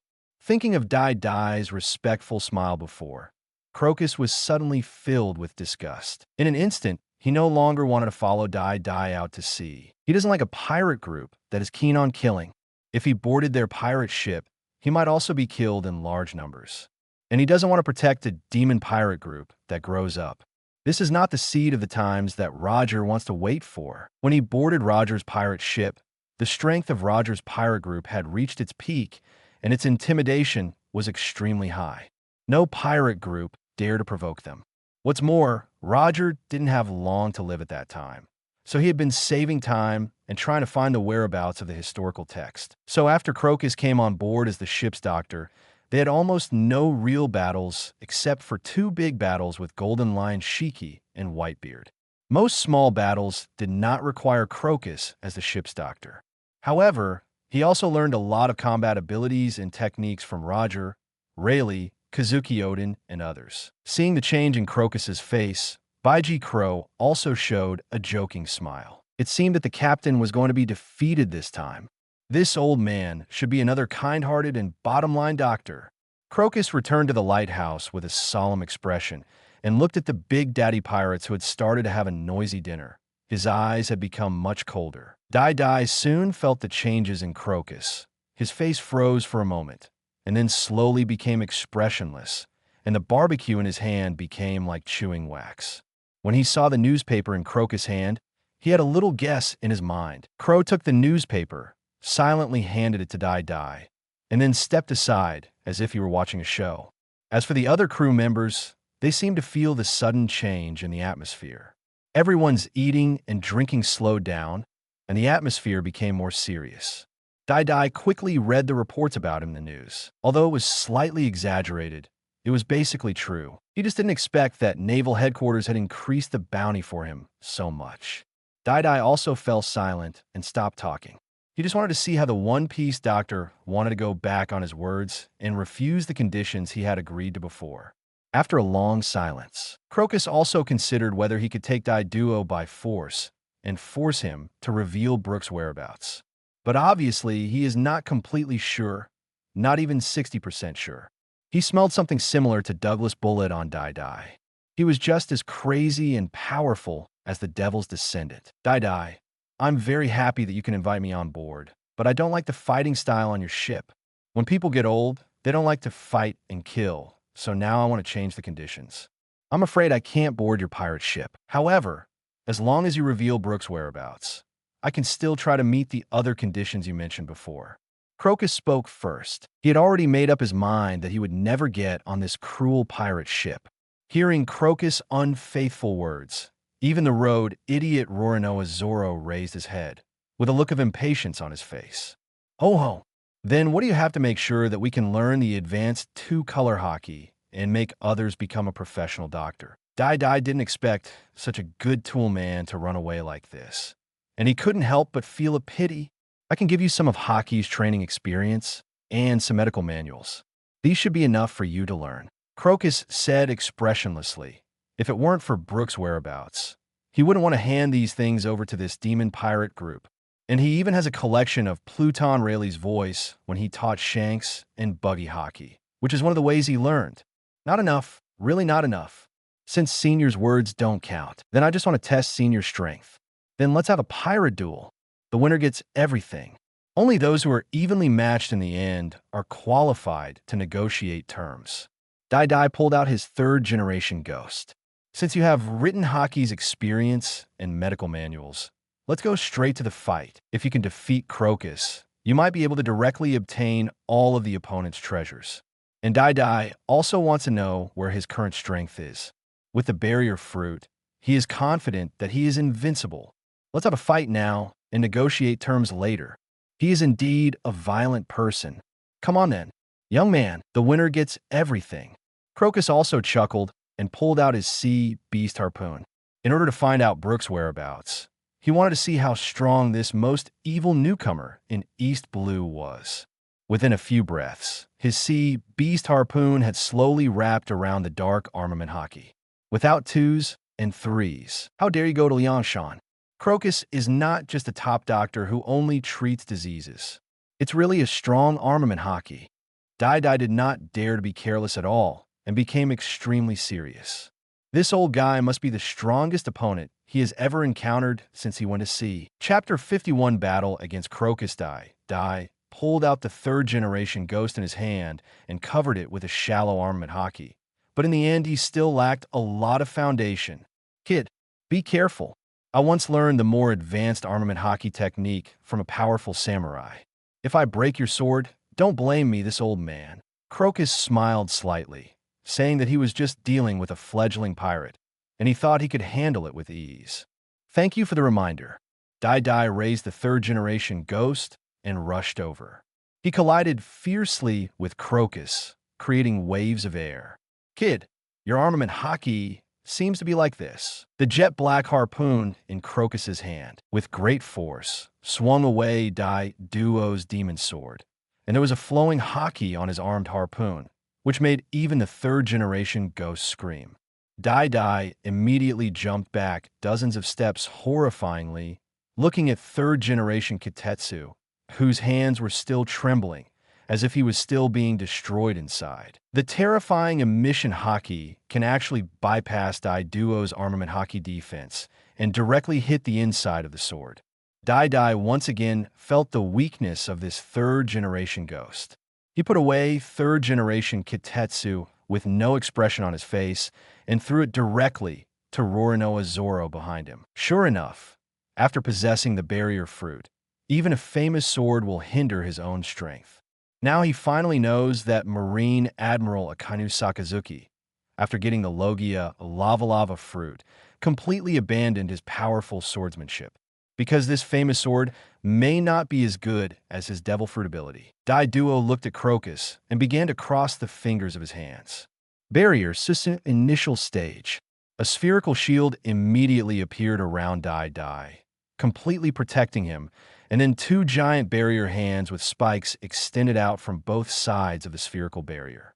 Come again. Dai controlled his two giant hands, and with the force of falling into the sky, he hit Crocus hard, with no intention of holding back. Clang!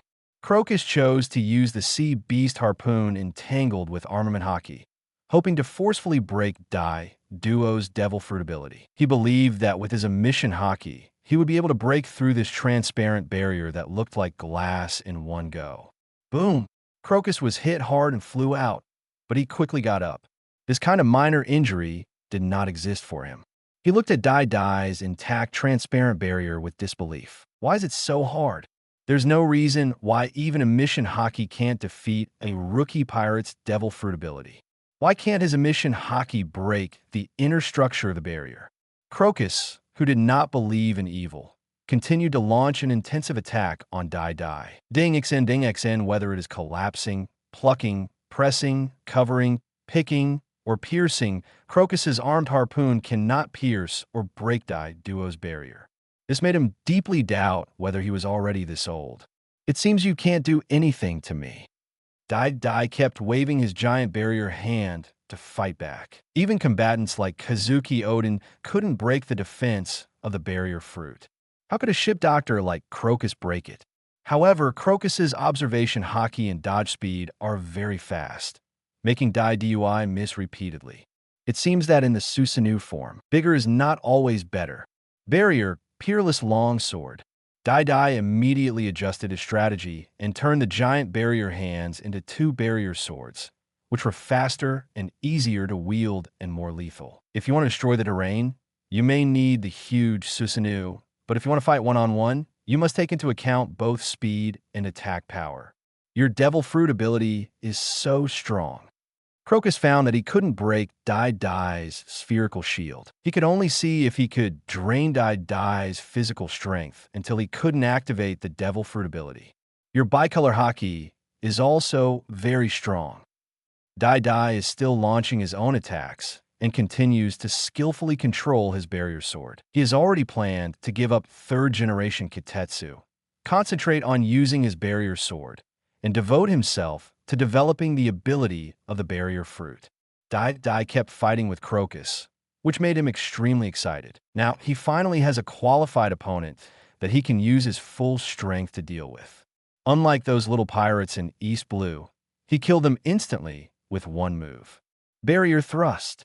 Barrier Fist. In the void, barrier cones and barrier fists suddenly appeared, attacking Crocus again and again. But his armament hockey was also very strong and could not hurt him at all. The fierce battle between the two lasted for more than 5 hours. The open space in Twin Capes has been beaten to pieces. The crew members of the Dai pirates are hiding far away, while Laboon, the island whale, is already writhing anxiously in the sea. It doesn't know why the two people are fighting like this.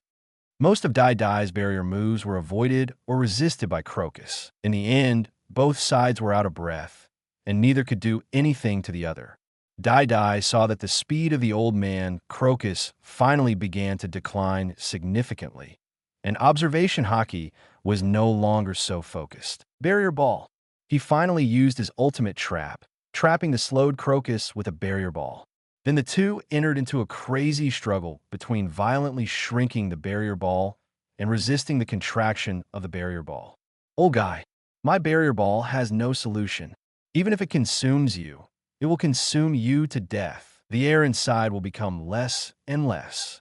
Dai laughed wildly and was in a stalemate with Crocus, while the crew of the Big Daddy Pirates, under the command of Baiji Crow, had evacuated Crocus's Twin Cape residence. Even if you start digging deep into the ground, you'll find all of Crocus's treasures and snatch them all away. I really underestimate you.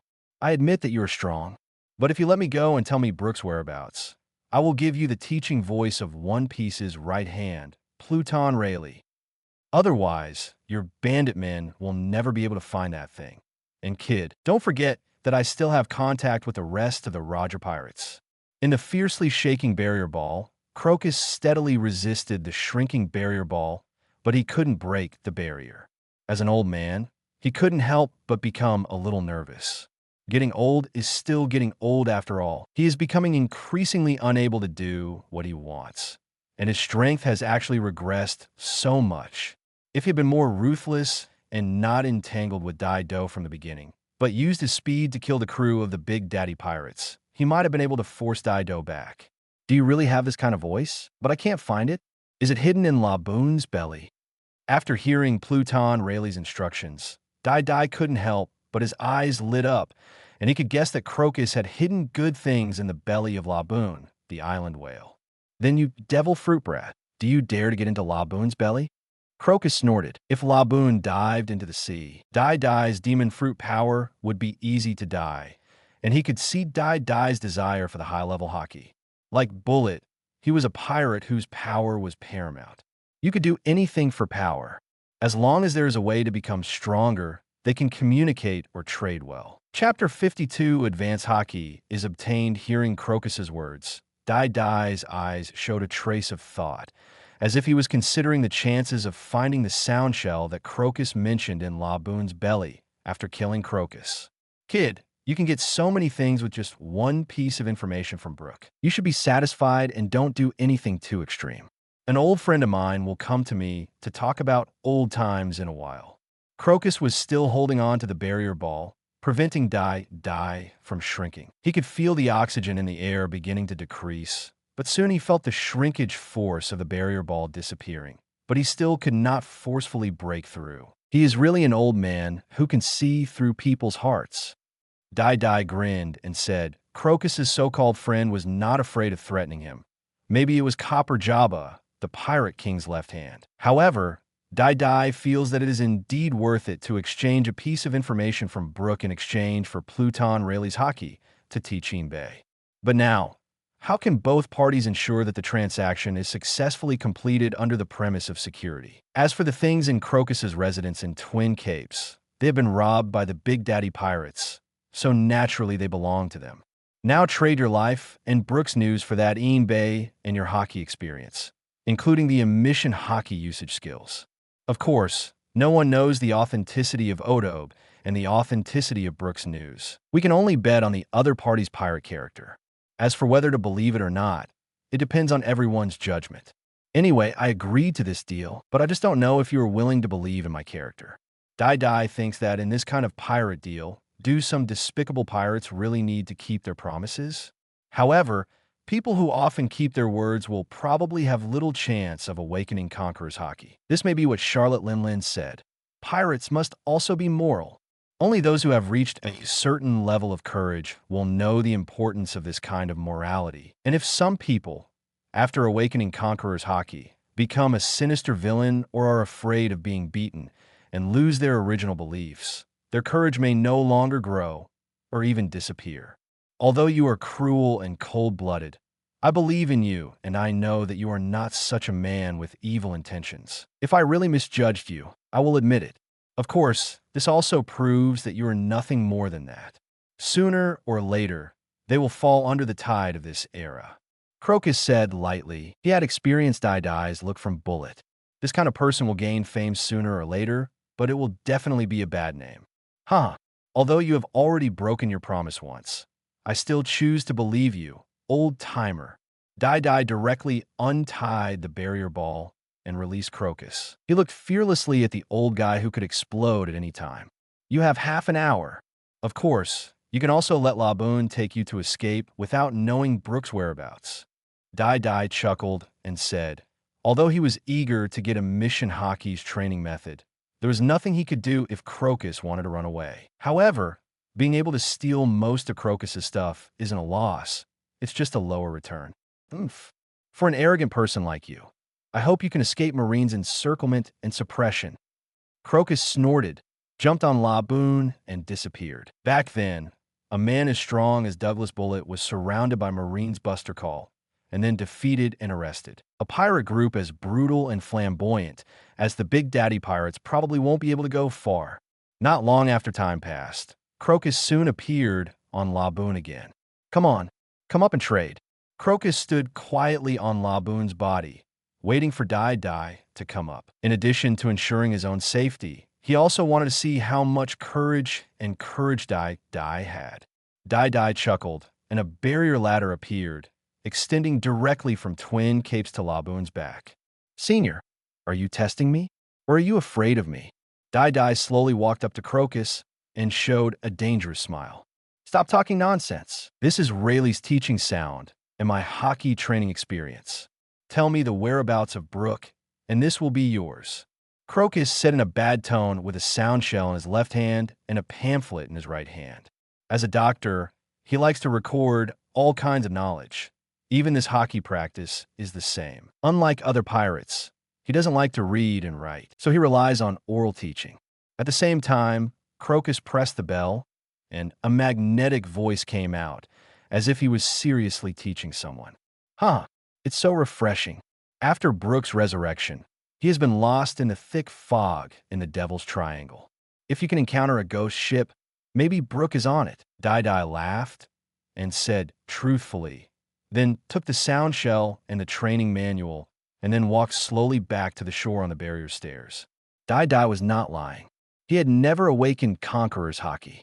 Perhaps he was too careless and calculating, and ultimately lacked the courage to do so. After Laboon heard about Brooke's whereabouts, he immediately became excited, and the sea surface was churning violently. It turns out to be there. Laboon, be quiet. Let's leave first.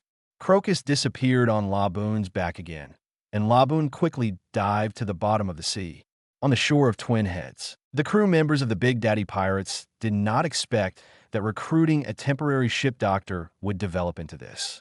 Captain Dai, have we offended the ship's doctor of the Roger Pirates? Nami asked a little timidly.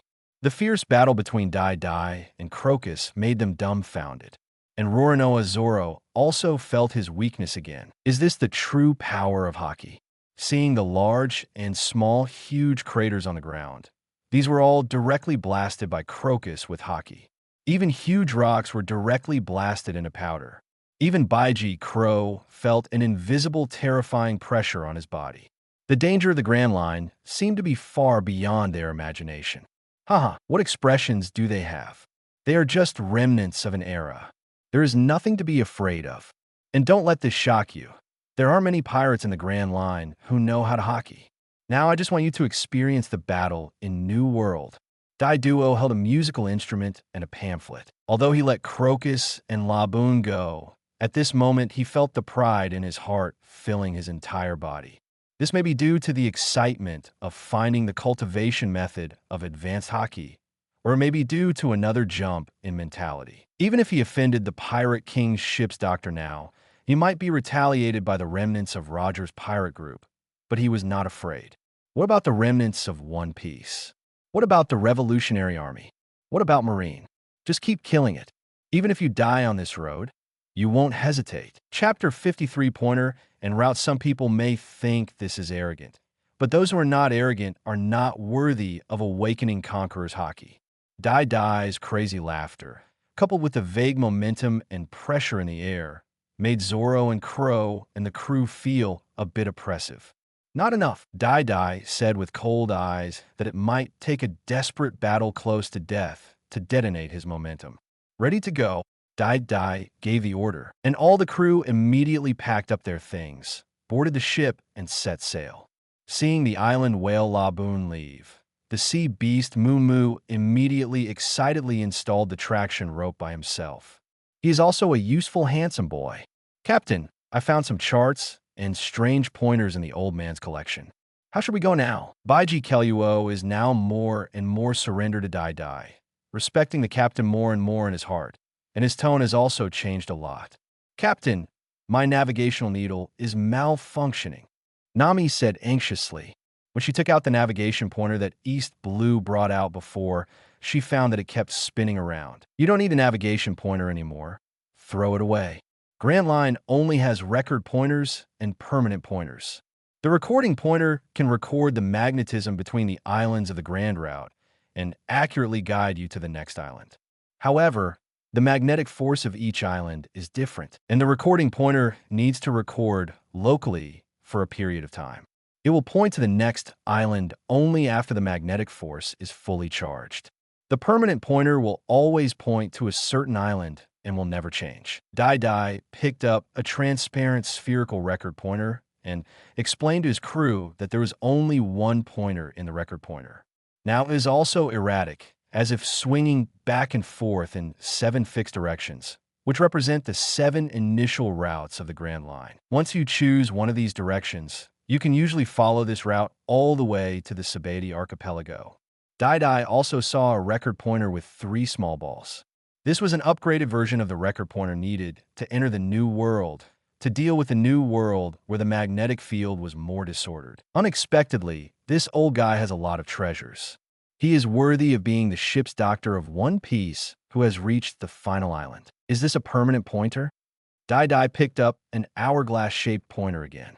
A glass ball was sandwiched between a wooden round plate and supported by 3 small pillars. There is only one permanent pointer inside that would not change direction. There's also a place name engraved on the side of the wooden board above the permanent pointer. Alabasta? Alabasta? Duo looked at the letters on the permanent pointer and then read out a familiar name. He suddenly showed a surprised expression. Immediately, I picked up several other permanent pointers: Drum Island, Gaia Island/Sky Island, Water City, Country on the Bridge, Tajura Wolf, Sabati Islands, the Fishman Island. Damn it, isn't this the route Crocus took after joining the Roger Pirates? This is also the route Crocus chose for the Straw Hat Pirates. Dai shouted in shock. This old guy actually made a permanent pointer, and Crocus actually has permanent pointers to some other islands. Huh, mate. Sure enough, grabbing Crocus is the right choice. Dai burst out laughing, but none of the bumpkins from the Big Daddy Pirates knew much about the permanent pointer, so they could only watch Dai laughing wildly. Dai is very excited now. He feels like he just came out of the novice village and defeated a big boss, which directly revealed so many good equipments and made him take off. After laughing wildly, Dai also calmed down. Looking at these permanent pointers and a constantly shaking record pointer, which one should he choose? When he saw the last permanent pointer, he showed a firm and meaningful smile. Now go farm Crocodile and Enel, the strong Logia players, and he might not be able to defeat them. So he chose to wander for a while to let himself and his crew grow up and continue to hone his hockey. With these permanent pointers, he no longer has to take only one route, and Marine can't even try to block him on one route. Nami, go to the course to the far left of the record pointer. Dai did not take the middle of the 7 routes, even though the 4th route was the route taken by Roger the Pirate King and the Straw Hat Pirates. But with these permanent pointers, he chose to take the 4th route after he had enough strength. By then, he could defeat these 2 Logia demon fruit powers. Yes, Captain. Under the tug of the sea beast Moo, the dreadnought battleship Saber rushed directly to the upper left and chose the first route on the left. Don't ask why it's the first one on the left and not the first one on the right. Just ask how it feels. Dai feels that there are men he needs on this line. This may be the guidance of fate. The permanent pointer held in Dai's hand allows him to keep trying and making mistakes and keep returning to Novice Village. This permanent pointer is engraved with twin capes, which is twin capes. Both Roger and Crocus have this permanent pointer, allowing them to travel back and forth to the starting point of twin points multiple times. Roger can visit all the islands on the 7 routes of the Grand Line. This permanent pointer of the twin capes also plays a lot of role. Dai looked at the endless sea with a firm smile on his face at this unknown route. The familiar plot gave him too many confident ideas, and he felt that it was difficult for him to grow in his courage. What he needs is unknown exploration and fearless adventure. When he jumped out of the 4th route of the original plot, Dai felt that his spirit had been sublimated again. That's what it feels like. Dai was in a surging mood and raised his 40-meter barrier sword towards the sea, slashing continuously. On this day, the overly excited duo stood on the bow of the ship and swung the barrier sword tens of thousands of times. Finally, he collapsed on the deck, exhausted, but his face showed endless satisfaction. The sea beast Moo had already been scared to death. A big knife was swung up and down on its head, causing it to explode at a speed of 120%. After Dai fell, it also softened, and it only be a salted fish and float slowly. Seeing Dai getting stronger and stronger, this also stimulated the crew members Zoro, Crow, and Akin to constantly increase their training intensity, just to catch up with the captain. In the captain's dormitory, Desire and Queen's sweetheart took care of the sleeping Dai. This was the first time that Dai fell into a deep sleep due to excessive training. In the past, Dai was always wary of the world and could not trust anyone. Now, it may be because of the growth in strength and courage that he has let down his guard against his crew. This may also be the absolute confidence in his observation haki and barrier fruit. On the first island of the first route, it is also an island full of pirate hunters, hunting the new pirates who enter the Grand Line. A pirate group from my hometown of East Blue. This is Fate. On the island, a man wearing a black cloak suddenly saw the pirate ship and the pirate flag that had just appeared on the sea. Chapter 54, Why did he appear here? On the sea, a sea beast appeared pulling a huge three-decker sailboat. The black pirate flag on the mast was buzzing. It was a symbol that was not a skull. It was very unique and full of mechanical layers. On Martel Island, some pirate hunters also saw this pirate ship. Hey, is this the Big Daddy pirates who just entered the Grand Line and already have a bounty of hundreds of millions?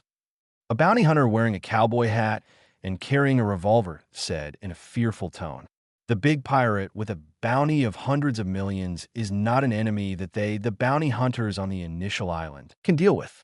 The newspapers say this demon has killed over 2,000 pirates and Marines. He really is a crazy little guy. Some bounty hunters had already smelled the danger and immediately fled.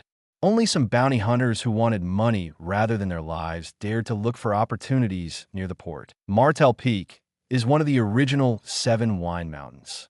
It is tied with Whiskey Peak, the first island of the 4th route, and is even more famous than Whiskey Peak. Due to some geographical reasons or a competitive mentality, the first route on the left and the first route on the right are the first choice of many cruel pirates. The pirates operating in these 2 routes are generally relatively powerful pirates, usually from North Blue and West Blue. The initial 7 wine mountains include Martel Peak, Bacardi Peak, Chivas Regal Peak, Whiskey Peak, Jack Danny Peak, Champagne Peak, and Remy Martin Peak. In the Grand Line, these 7 islands are all famous bounty hunter islands, and only some rookie pirates from all over the world are completely unaware of the situation. Among them, there's a vodka kingdom in the middle and rear section of the Martel Island route. It is the hometown of the 4 emperors and Kaido of the Beasts, a famous war country. Initially, 7 Wine Mountain was known as an exciting island where wine and danger coexisted. This is a paradise for bounty hunters and the second tomb of the 4 Seas rookie pirates. Don't think that just because you have broken through the first tomb in Upside Down Mountain, you dare to proudly say that you want to conquer the Grand Line. The Grand Line, known as the Graveyard of Pirates, cannot continue sailing just by shouting dreams and passion. Without strength, you are just a lamb to be slaughtered. Facing the extremely evil, treacherous, and despicable bounty hunters and pirates, you can only continue to live if you become stronger, more cruel, and cold-blooded. Pirates are really not a house game. The huge sea beast pushed away the 2 pirate ships on the main seat of the port with a fierce look on its face. The huge, fearless battleship Saber, protected by the huge barrier, had no intention of slowing down and crashed into the port, knocking the 2 pirate ships away. Each pirate ship crashed into half of its side. The sound of the pirate ship's cabin board breaking continued to be heard. In the end, the 2 pirate ships were directly swung away, slowly rolled over, and floated on the sea. None of the pirates and bounty hunters on Martel Island expected that the Big Daddy pirates would be so rampant. As soon as they arrive, they must be given a blow. "Mad, you dared to overturn our boat. Kill me." The captains of these 2 pirate ships instantly became red-eyed. Pirate ships were their lives. If they dared to ram their ships, they would directly declare war with them. Amidst the angry shouts of the 2 captains, the pirate members of the 2 pirate groups angrily drew their swords and guns and charged at the Big Daddy pirates. Welcome to the first killing of the Grand Line. Remember, don't die here. Dai grinned and said to the main crew members, such as Pirate Hunter Zoro, Baiji Crow, Ghostman Ajin, Whirlwind Eric, Sonic Adrago, and Steel Bear. Women such as Desire, Sugar Queen, Nami, and Carmen are standing on the boat, and they are not required to participate in the battle for the time being. However, as Dai's women, the Toots Demon Fruit Powers, Desire, and Sweetheart Queen took the initiative to join the battle, and Dai did not refuse. A woman with such awareness made Dai smile. As for the pirate minions such as Hypnosis Master Zingao, Catman Brothers, TB Balu, Swordsman Gorath, Needle Sword Clown, and Pig Jack, they were also sent out to fight by Dai. It was a real sifting trip. Not every crew member can be illuminated by the aura of the protagonist group and enjoy the aura of immortality like the Straw Hat Pirates. Join the Big Daddy Pirates. If you don't get stronger, you will die. If you are unlucky, you will die. With the sudden war between the Big Daddy Pirates and the two pirate groups, many bounty hunters grinned and began to fish in troubled waters and conduct secret attacks. Soon, Jack, the pirate gangster of the Big Daddy Pirates, who had a bounty of 3.2 million Baileys, was shot down by a team of bounty hunters, and then his head was quickly beheaded. A bounty hunter also wants to quickly evacuate the battlefield. However, a barrier tyrant's sword fell from the sky and struck diagonally. 3 bounty hunters were cut in half on the spot. Their blood and internal organs splashed all over the ground. A corner of a building in the port was completely cut off, and it collapsed in an instant. Although we cannot guarantee the life of every member, we will definitely pay with blood. Dai jumped off the towering dreadnought battleship Saber, and then looked at these hyena-like bounty hunters and pirates with an expressionless face. These despicable old fools are always ready to launch a surprise attack, just like the hyenas that attack Lychee at any time, fierce and direct to the point. At this time, on a high-rise building in the distance, a man wearing a black cloak couldn't help but smile when he saw that this newcomer from East Blue was so domineering, decisive, and cruel. It seems like East Blue hasn't seen such a big pirate in a long time. He barged into the port domineeringly, started fighting at the slightest disagreement, and was very powerful, killing people with his attacks. To be honest, he has been playing overseas for several years, and he feels that he is completely inferior to the new king of East Blue. Every day is a fork in fate. Will I meet the real captain today? This man raised his favorite gun, Qianlu, and quickly aimed it at Dai under the ultra-long field of view of the monolithic telescope. I wonder if this new king is lucky enough to survive under his sniper rifle. Come down. This man comes from the East Blue of the weakest sea. He is known as Otonya Venoka. He has a bounty of 64 million Baileys. He is 26 years old this year, but he is still hanging around in the front section of the Grand Line. As for the small East Blue pirate group he originally belonged to, they had all been wiped out long ago, and now he was the only one left. He struggled to survive on the Grand Line. He knew very well that without a group of strong partners, it would be impossible to continue sailing on the Grand Line. And it is impossible for people without a strong destiny to break out of their own world. Clang! X3. Dai had just brutally hacked a pirate captain to death when a sense of danger suddenly struck him, making his hair stand on end. However, a barrier instantly appeared in front of him, blocking 3 bullets. The 3 bullets were aimed at his forehead, throat, and heart. They were truly fast, accurate, and ruthless. Dai's observation, Haki immediately sensed the direction of the bullet, and he quickly rushed over. A powerful Inbi sniper must be eliminated. Otherwise, the other crew members of the Big Daddy Pirates will be in great danger. When he quickly approached and saw the familiar running figure, he was stunned for a moment. Impossible! How could he appear here? Dai shouted in his heart. When he saw Vanoka's appearance, he couldn't believe that this veteran figure of the Blackbeard Pirates would appear on the initial island of the Grand Line. Chapter 55 Inu Fan Oka, however, Dai was only shocked for a moment and quickly recovered. Now Fan Oka was his enemy. If you dare to shoot and sneak attack Dai, then be prepared to die. Shoot it. Shins. Dai raised his right hand and pointed it at Fan Oka. A sharp barrier spike extended at an extremely fast speed, stretching hundreds of meters in an instant, and penetrated all the way towards Fan Oka. Dai felt that Bartolomeo's development of hundreds of meters of barrier stairs in the original work was a waste of energy, and he had not yet developed these extremely lethal offensive weapons. Just when the spikes were about to reach Van Oka's back, the guy unexpectedly swerved to the right and avoided the long spikes that penetrated his heart. The spikes instantly penetrated the ground, leaving a deep hole. Is it observation hockey or sniper intuition?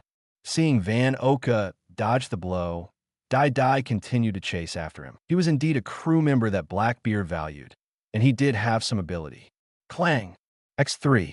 3 more shots were fired, causing Dai Duo's pursuit speed to slow down a bit. However, Fan Oka, who did not hit the target this time, ran for a while and stopped in an open space, waiting quietly for Dai Dui to catch up. Captain Dai D, do you believe in fate? Seeing Dai chasing after him aggressively, Fan Oka spoke first before Dai could speak. Oh, my destiny is in my own hands, and your destiny is also in my hands now. Dai heard that Fan Oka seemed to be interested in looking for Mingzhu, and he immediately showed some interest. However, Van Oka dared to shoot him twice. If he didn't give him a good answer, he would stick Van Oka's famous gun Qianlu into his mouth and fire 7 shots in a row. Damn this guy. Captain Dai's destiny seems to be very strong. I wonder if you're missing a sniper on your ship. It seemed that he felt a hint of murderous intent from Dai, but this made Fan Oka even more satisfied. This was the captain he wanted. Van Oka snipers and kills the target he likes, not only to test the target's strength and destiny, but also to show his own strength to the target. If the target is dead, then of course there is nothing to say. But if the target survives, then it meets his target criteria. After all, this is the initial island of the Grand Line. He, a pirate with a bounty of 64 million, is like a boss. Now I just want to see if this goal has the courage of a hero. Betrayal is death on my ship. Dai glanced at Fan Oka and then said lightly, it seems that Fan Oka has not yet obtained the teleportation fruit ability, and his strength is just like this. Although he has some potential, it is not necessary. Of course, my captain, I believe in my destiny. I believe in your destiny even more. Fan Oka slowly took off his hat and saluted Dai, expressing his surrender. Dai didn't expect to conquer Blackbeard's initial crew, which was too dramatic. However, I remember that Blackbeard Teach always had 0 bounty in the original book, and it has not changed even more after becoming 7 warlords of the sea. It wasn't until after the Summit War, when he became the new 4 emperors, that Blackbeard's bounty soared to 2,247.6 million belly, and then within a year, it soared to 3,996 million belly. Blackbeard, who had an estimated 0 bounty, also relied on his strong strength to conquer these initial crew members. Of course, it's also possible that Blackbeard subdued these crew members one by one with the temptation of taking away Devil Fruit's ability. Dai is now the most famous rookie king in the world this year. He has already offered a bounty of hundreds of millions when he first entered the Grand Line. No matter how you look at it, he looks like a captain with unlimited potential. The key is that he is still very young. It's not surprising that this kind of monster newcomer can attract some villains to seek refuge with him. After accepting the addition of Fan Oka, Dai returned to the port with this new sniper with a bounty of 64 million Baileys. Is this guy going to become the number 2 person on the ship? At this time, the fighting at the port was already very fierce because Dai went after Fan Oka, which made these bounty hunters even more excited, and they all started to hunt down the bounty criminals of the Big Daddy pirates. It's best to leave before Dai comes back. Earning him 10 to 20 million is enough. With a scream, the Needle Sword Clown, with a bounty of 9.9 million Baileys, was also killed by these crazy bounty hunters from the Grand Line. His body was chopped into pieces, and his head was snatched away. Steel Bear saw that another crew member of the original poker pirates had been killed, and he immediately went crazy. 3 of the 5 poker brothers were already dead. The A-card skunk has been hacked to death by Dai Dui. Today, Jack and the Needlesore Clown were also cut into pieces by bounty hunters. Now he's the only one left, the Big Bear King and Sweetheart Queen. The crazy steel bear, with its steel fruit ability activated at full frequency, turned hot and red and rushed towards these bounty hunters. It ran rampant along the way, killing many people, and even wafted out the smell of barbecue meat. In the first battle, 2 members of the gang died. Dai has brought Van Oka back to the port battlefield. The quality of the bounty hunters here is many times better than the garbage at Whiskey Peak. No wonder Van Oka is looking for targets on Martel Island. Seeing that a member was killed again, Dai didn't have much trouble in his heart, because this is a pirate journey that puts your life on the line. The deaths of these weaklings are also chosen by fate. Van Oka said calmly, while he was also observing the strength and potential of the crew members of the Big Daddy Pirates. The permanent pointer of the original 7 Wine Mountain can be purchased in the Bounty Hunter's Dark Market. Dai turned to Fan Oka and asked. He had just heard Fan Oka say that Fan Oka had been on the initial islands of the 7 routes in the past few years. Bounty hunters even have fixed passenger ships that transport guests back and forth on these initial islands to make money. There seems to be the shadow of the post-underground emperor, the Sea Transport King, behind them. In recent years, I have also heard that Whiskey Peak on Route 4 has been controlled by a gangster organization called Baroque Cooperative. Van Oka has not been to the Bounty Hunter Island for a long time. If the captain is not in a hurry to enter the New World, I have a few permanent pointers of the original 7 Wine Mountains. Fan Oka still looked expressionless and indifferent. He took out a few permanent pointers from the package and said calmly to Dai. Dai didn't expect that the Grand Line had so many permanent hands. Damn it, you can only follow the record pointer. These are all lies. They're just bullying newcomers to the pirate group for not being sensible. There is no way to get a permanent pointer by bullying newcomers. At this moment, on the 4th route, Nico Robin was using Whiskey Peak's permanent pointer to return to the initial island to see if he could intercept the Big Daddy Pirates. Members of the Baroque Working Society have a large number of permanent pointers, and almost every one of these cadres has an Alabasta permanent pointer. The islands within the sphere of influence also have a large number of permanent pointers to facilitate the return of managers. Chapter 56 candidates for ship's doctor. While Dai watches subordinates fighting with bounty hunters and pirates, he considered Fan Oka's words. We are looking for a ship's doctor recently. Do you have any suggestions? Have you ever met a more reliable doctor in Kijia Mountain? Dai looked at this guy, Fan Oka, and naturally thought of several initial crew members of the Blackbeard Pirates. Shinigami Poison Q from North Blue has a bounty of 72 million Baileys. He is a more dangerous person than Van Oka. He should be in the Grand Line by now. Devil Sheriff Lafayette, who was born in West Blue and has a bounty of 42.2 million Baileys, was expelled for excessive violence in West Blue and did not know whether to enter the Grand Line. Fighting Champion Giza's badges, with a bounty of 20 million Baileys, was born in the Grand Line, but now he doesn't know where he is. A few years ago, the stupid king of Tsigu Island, a major medical country, implemented the policy of encirclement and suppression of doctors, expelling a large number of excellent doctors and retaining only 20 top doctors. There should still be a few outstanding doctors stranded or hiding on the islands near Tsigu Island. Fan Oka thought for a moment and then said slowly, this news was quite popular in the bounty hunter circle back then. I heard that many pirate groups and bounty hunter teams took the opportunity to recruit these outstanding doctors. There are even countries from other sea areas that directly come to Tsigu Island to poach people. But the most terrifying ones are the underground emperors who kidnapped many doctors and entered the New World. Especially the big-handed mortician Drago Peklo, who stole many excellent doctors to work for him. After all, organ trafficking is also one of the main side jobs of this underground Dark Emperor. His main business is in the field of killers, including murder, kidnapping, and funerals. Human trafficking and organ trafficking are all side businesses that make money. These are good suggestions. However, have you ever heard of a doctor named Shinigami Poison Q? A sickly man on horseback has a bounty on his head, and his bounty seems to be higher than yours. Dai is also very interested in the doctors in Wapple 20. They are said to be top doctors who can even cut off a person's head and save his life immediately. The superb medical skills are amazing. If you build up your own power, you might be able to rob the Dr. 20. The captain actually pays attention to that sinister and ruthless old BD. However, that guy is indeed very strong. And like me, he is also a guy who believes in fate. The captain wants to recruit him. Fan Oka seemed to recall some bad memories.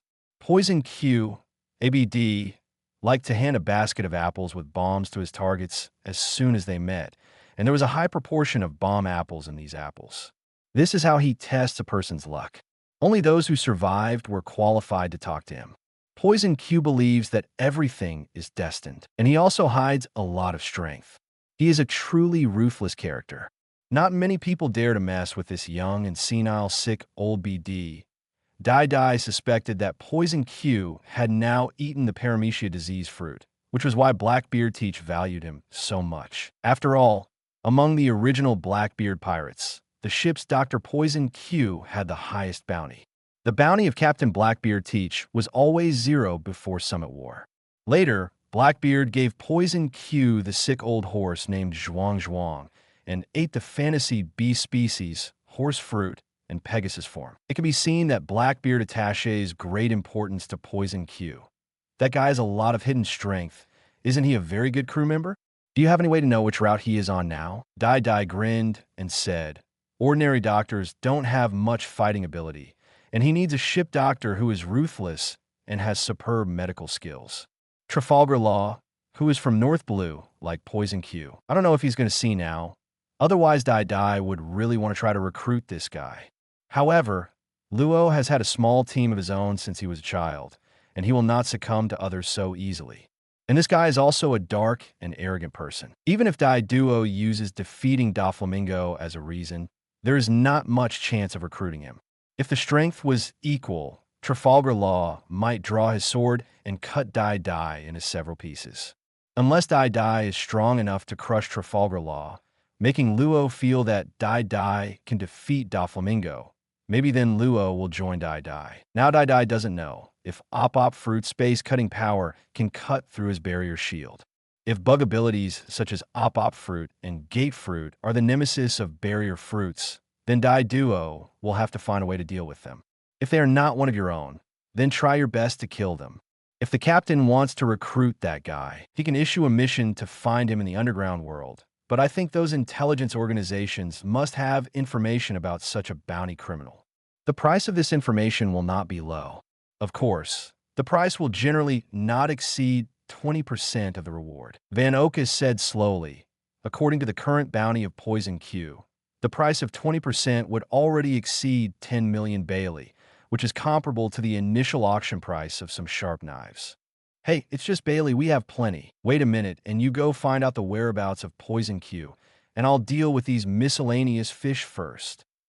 Dai said casually, and then jumped to the battlefield at the port, because he saw more and more bounty hunters joining the battle, and he didn't want to train all his troops. Military training also requires a step-by-step approach.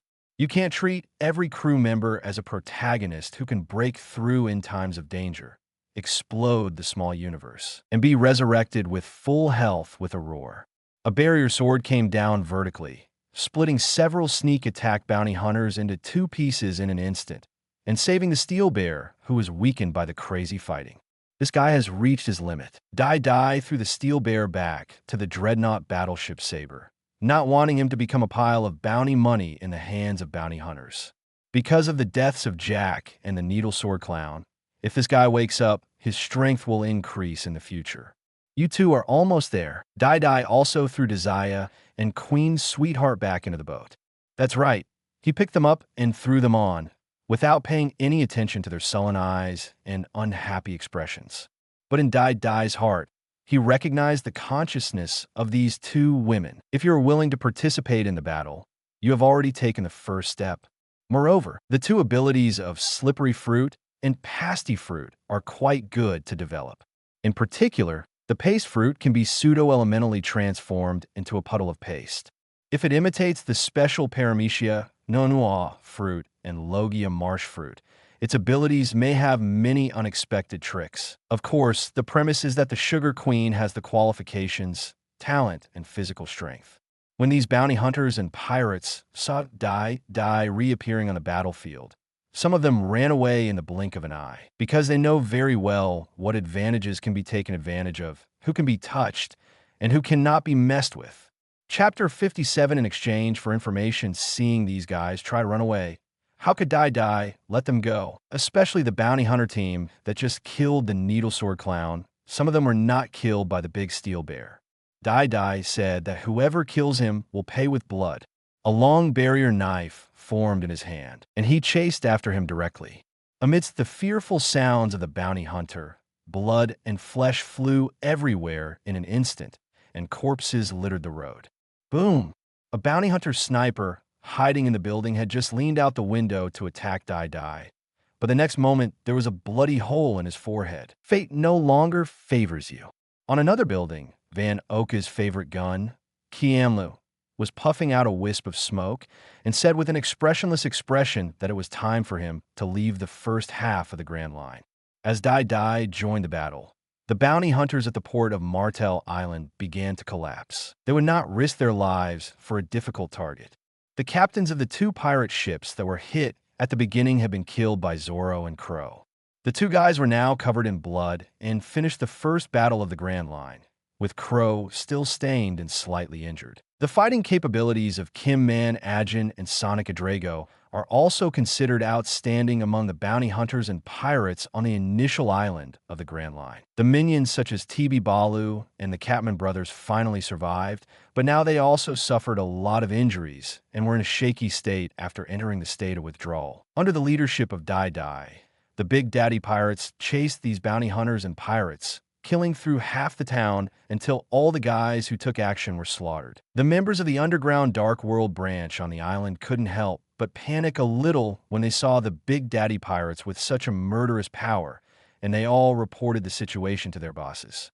After half a day, among the largest bars on Martel Island, a pile of pirate heads were stacked in front of the bar counter of the bar. At this moment, blood was flowing on the ground, and the smell of blood filled the air, full of disgusting smell. The bar staff and some pirates and bounty hunters who didn't take action all looked at these murderous gods in silence. Cut the heads of these pirates yourself. I want information on the Grand Line bounty criminals and the permanent pointer you have. Dai looked at the bar manager with a murderous look on his face, as if the aura of the massacre had not dissipated yet. Behind this large bar, there are 2 or 3 underground Dark Emperors working together to protect it. Dai does not want to provoke these Dark Emperors now. However, if the problem can be solved with money, then everything is easy to solve. The person in charge of this tavern was once a pirate with a bounty of 50 million belly. After taking refuge with the Underground Emperor, he had seen a lot of the world. Facing a new king like Dai, although I'm not very afraid, I'm still a little wary. He was afraid that some young newcomers would ignore the reputation of the Underground Emperor and take action against them. Although there will be people to surround and suppress this stupid young man later, if he dies, his death will really be in vain. Captain Dai, you seem to have overestimated the value of these pirates. Their heads cannot be exchanged for much information and permanent pointers.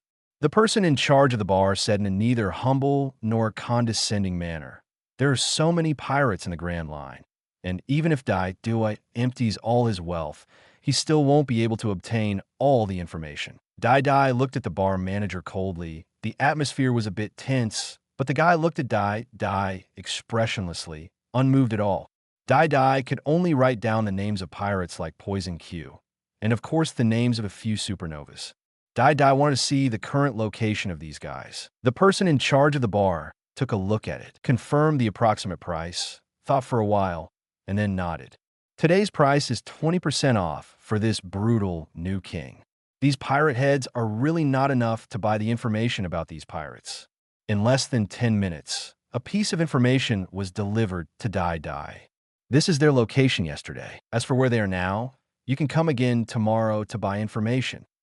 The person in charge of the bar looked at Dai with a fake smile. Behind him were the 3 underground emperors, Big News, Sea Transport King, and Dark Old King. They had very strong intelligence capabilities and were not afraid of these new pirates causing trouble. Dai did not continue to worry too much. Anyway, all this information was exchanged for the heads of these pirates, so it was not a loss. However, these underground emperors make more money. Their business acumen is really good, and they dominate these ways to make big money. They are richer than the four emperors, and even the four emperors purchase many of their supplies from these underground emperors. Fan Oka also took Dai Duo's money to complete all the permanent pointers of the initial 7 wine islands, and also bought some of the more famous island permanent pointers. The Big Daddy Pirates didn't stay too much on this Martel Island. After all, they killed a lot of bounty hunters and pirates and offended a lot of people. So Dai chose to hold a banquet on his ship to formally introduce Fan Oka to the crew of the Big Daddy Pirates. Zoro and Crow were shocked by Van Oka's high bounty, but Van Oka was not interested in grabbing positions such as number 2 and number 3. He would only follow the instructions of Dai, the man of fate. With Van Oka as a professional sniper and Sonic E-Drag as a sniper gunner, there is one less part-time job, but he is still a long-range Sonic gunner. Chef Carmen and several candy girls have prepared a feast for the Big Daddy Pirates to reward these crew members who fought desperately. Dai was carefully looking at the information in his hand, deciding on the next target island. Trafalgar Law has already gone to sea so early? Dai was a little surprised. The Heart Pirates have been established in North Blue for several years now.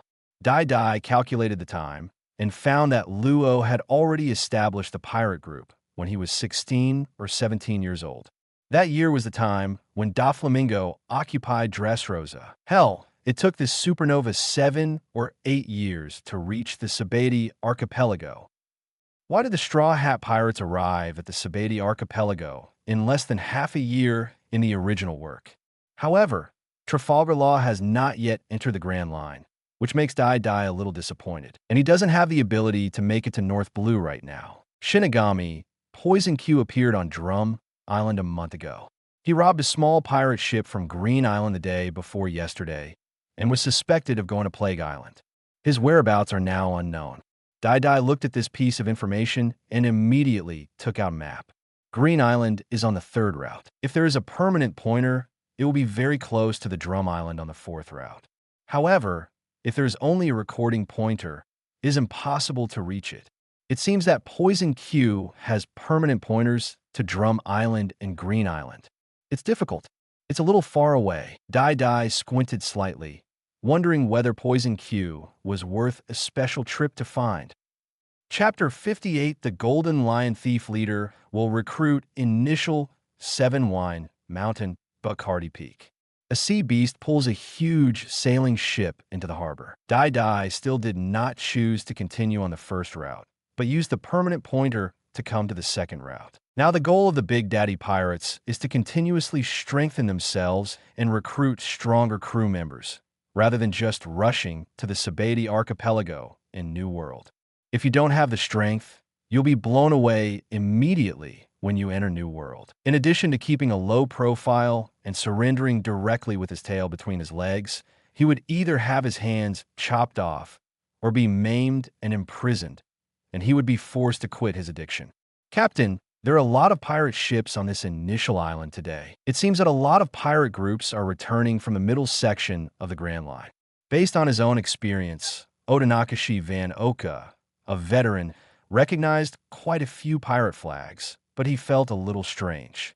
Why do these pirate groups return to this initial island? There are a lot of bloodlines in the port that haven't been cleaned up yet. They're still a little fresh.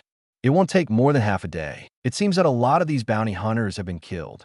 Baiji Crow saw the sword marks and bullet holes on the port, as well as a large number of bloodline, plus the intact pirate ships in the port, indicating that this bounty hunter island was besieged by pirates. At this time, noisy cheers came from the island, and the pirates who stayed behind to watch the ship did not attack them after seeing the pirate flag of the Big Daddy Pirates. It looks like this is a pirate gathering. Dai was also a little curious. What made these pirate groups return to the original island to gather? And who organized this party? But soon, a pirate gave the Big Daddy Pirates the answer. Hey, your sea beast pulling the boat is very cool. Are you also here to participate in the Golden Lion Boss's Thief Leader meeting recruitment? If you don't have any strength, just go up and join the fun. There are now 43 captains joining the Thief Captains Association, and our captain will definitely grab the 44th captain position this time. The Golden Lion Boss's flying fleet will soon reappear in the sea and rule the entire world. The watchman on a pirate ship next to the port shouted excitedly to the Big Daddy pirates and kept looking at the sea beast Moo Moo. He seemed to be full of interest in this sea beast, and there was even a little spark in his eyes. Greedy possessiveness. Hearing the words of this pirate gangster, even Dai frowned. Could he meet a legendary pirate like Golden Lion Shiki so soon? Is the boss of Golden Lion here? Baiji Kelluo, who has been studying Grand Line and New World knowledge recently, also knew some information about Golden Lion Shiki. After seeing Dai's expression, he instantly understood Dai's concerns. So he immediately took the initiative to shout asked, "I'm afraid there is something wrong with your brain. How could the Golden Lion boss come to these small places? He must be actively planning to destroy Marine and destroy the world government." This pirate gangster cursed Baijikiluo and then expressed his admiration for this legendary pirate with a look of reverence on his face. These pirate gangsters each took out a gorgeous golden poster while chattering away. The poster had a picture of Haki, the boss of the Golden Lion Shiki, on it. Golden Lion Shiki is the first epic pirate to escape from Impel Down's iron walls. He is a legendary pirate as famous as Whitebeard Newgate, the leader of the four emperors and the strongest man in the world. He is the golden legendary pirate who can push the pirate king Roger into despair. Seeing these titles and promotional slogans, these pirates feel that as long as they can join Golden Lion Shiki's team, they will take the first step to conquer the world. That is to say, this gathering is a recruitment meeting initiated by Golden Lion Shiki. So how many places are there in today's recruitment? Dai's face quickly returned to calm, as long as Golden Lion Shiki himself was not present. Otherwise, he might have to consider a strategic retreat. He believes that he does not have the aura of the protagonist of Straw Hat Luffy, and it is impossible for him to defeat an old legendary pirate like Golden Lion Shiki. The boss of Golden Lion is of course recruiting the strongest captain. The encirclement and suppression of these bounty hunters this time is just an appetizer. The boss of Golden Lion once said that the world should see the cruelty of pirates. Pirates are not just pretenders, and bounty hunters are just the prey of our pirates. So whoever stands at the end in this robbery battle will be the 44th captain of the Golden Lion Thief Captains Association. And this position must be obtained by our captain. This pirate gangster answered whatever he asked, allowing Dai to once again see the simplicity of the pirate world. But it was also possible that this pirate gangster was showing off. After all, he was left to watch the ship, which shows his status on the ship. He had no chance to go up and witness the lively pirate duel. Now he can only beep here. However, because he heard that they had been showing off the Golden Lion very excitedly, Dai quickly gave these pirates a big greeting from the sea, ending their noisy like ducks.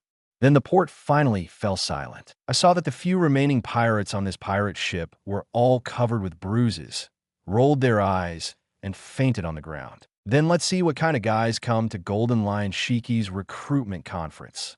Dai looked at the gorgeous poster of Golden Lion that he grabbed and roughly understood the mission above. If the pirates who received the poster could sail back to the Bacardi Peak within 3 days, eliminate the bounty hunters, and then determine the strongest by, then he is the 44th captain of the Golden Lion Thief Captains Association and becomes the franchise captain of the Golden Lion Flying Fleet. Whether it's sailing back to the initial island, massacring bounty hunters, or killing each other among pirates, Golden Lion Shiki has screened these men time and time again. Dai remembered that when Straw Hat Luffy went to sea and entered the Grand Line, Golden Lion Shiki's Thief Captains Association seemed to have only recruited the 51st joining captain.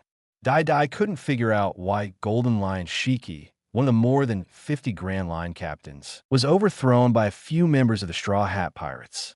You know, the captain of the Amigo Pirates, Larugo, a user with the Paramecia Net Fruit ability, was ordered by the Golden Lion to capture the escaped giant unicorn in order to become the 51st captain of the Golden Lion Thief Captains Association.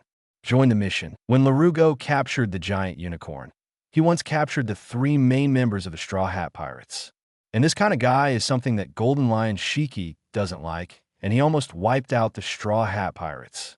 As for this kind of pirate group, there may be 50 of them in the Golden Lion's Chief Thieves Association. Then Dai can only say that Luffy in the theatrical version is the real god. Even if rocks and him appear, they will be slapped twice. Rubber, rubber, sun god, big butt bag. As for the Impel Down material library for the theatrical version, there are also World Destroyer, Bernie World, Douglas Bullet, Red Earl, Baloric Redfield. These big shots are all going to be F'd by Nika, the sun god. Chapter 59 Badgers and Larugo Dai took his crew and landed on Bacardi Island. At this time, in the bounty hunter town under the Bacardi Peak, pirates had completely occupied the place, and the bodies of bounty hunters were everywhere. The pirate captains have also begun their duel. As long as they become the strongest here, their pirate group will join the legendary leg of Golden Lion Shiki. Are you afraid that you will not be able to walk sideways in the Grand Line in the future? In the duel venue in the center of the Bacardi Grand Plaza, there was only one order maintainer sent by Golden Lion Shiki. He also had a live phone bug in his hand, which seemed to be broadcasting the battle situation here back to the headquarters on Sky Island. When Dai and the others arrived at the noisy square, 2 pirates were fighting fiercely above, with the screams of swords clashing and sparks flying. This fierce and blood-soaking battle made Zoro next to Dai tighten his grip on the handle of his knife, his eyes filled with emotion. Look at it. This is the quality of Grand Line pirates. Dai was also watching the battle on the field, and at the same time he was scanning the nearby pirate groups to see if there were any familiar faces. At this time, Dai saw a stout man wearing a mask who had been beaten to a bloody head and had several bloody wounds on his body. He had been kicked out of the duel circle, but he still looked unconvinced. Appearance. It seems that he was defeated by another pirate captain just now. Fighting Champion Giza's badges has a bounty of 20 million Baileys. He is an arrogant fighting maniac. I didn't expect that his life would be so tough. He is really a lucky guy. Following Dai's line of sight, Oda Nakashi Van Oka quickly recognized the little pirate badgers. This bounty was indeed quite low in the Grand Line. Unexpectedly, such a poor person could still survive, which shows that his fate is not bad. Good recovery. Looks like you have a strong physique. Dai glanced at Badgers and said casually.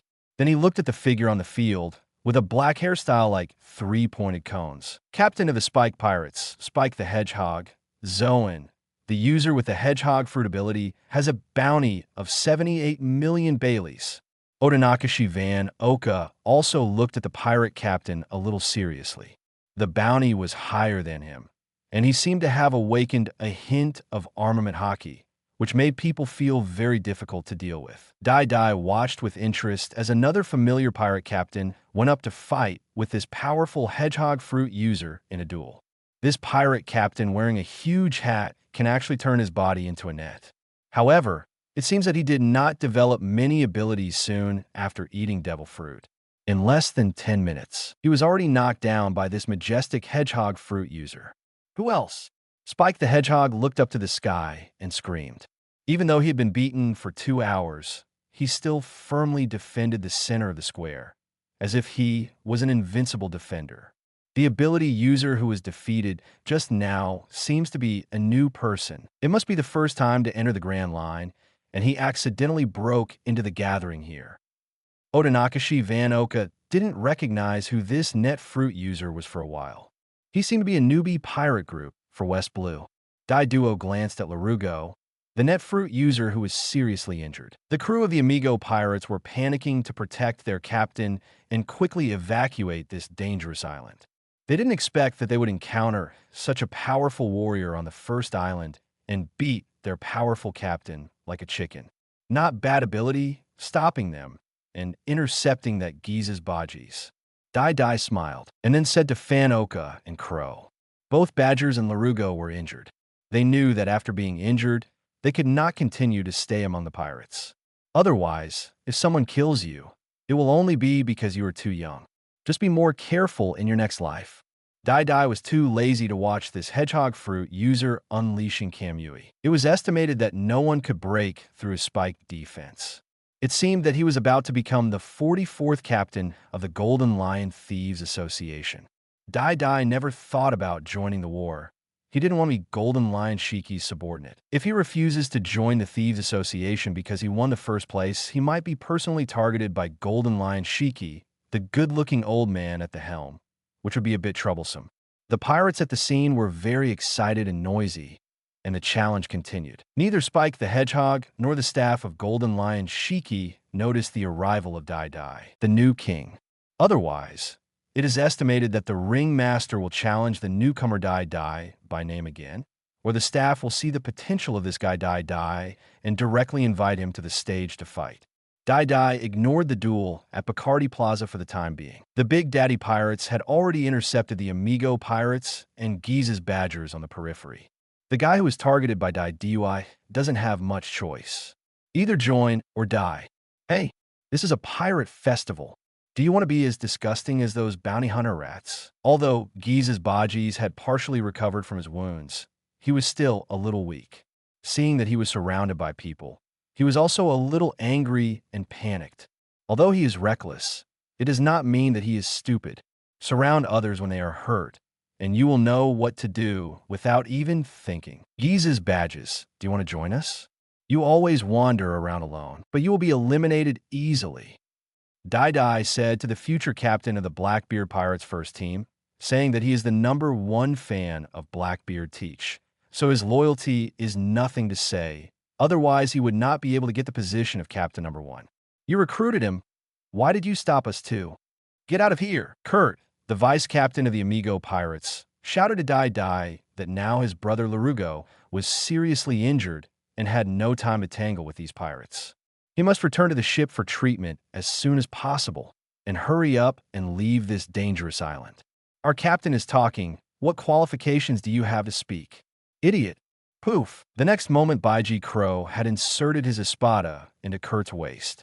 He did not expect that the pirates who could enter the Grand Line were still so stupid and seemed completely unable to understand their current situation. How dare you say such arrogant words under such circumstances? There is no use for such an idiot pirate until he dies. Seeing Crow's decisive and ruthless actions, Badger swallowed back the curse words he was about to say. Now that we are outnumbered, we have been injured again. If we talk any more trash, we will really get screwed. But he took a closer look at Dai Dai, and he seemed familiar. Suddenly, he had an idea. Isn't this the new East Blue King who has been in the news recently? It looks like a young thigh. Captain Dai Dai looks like a hero at first glance.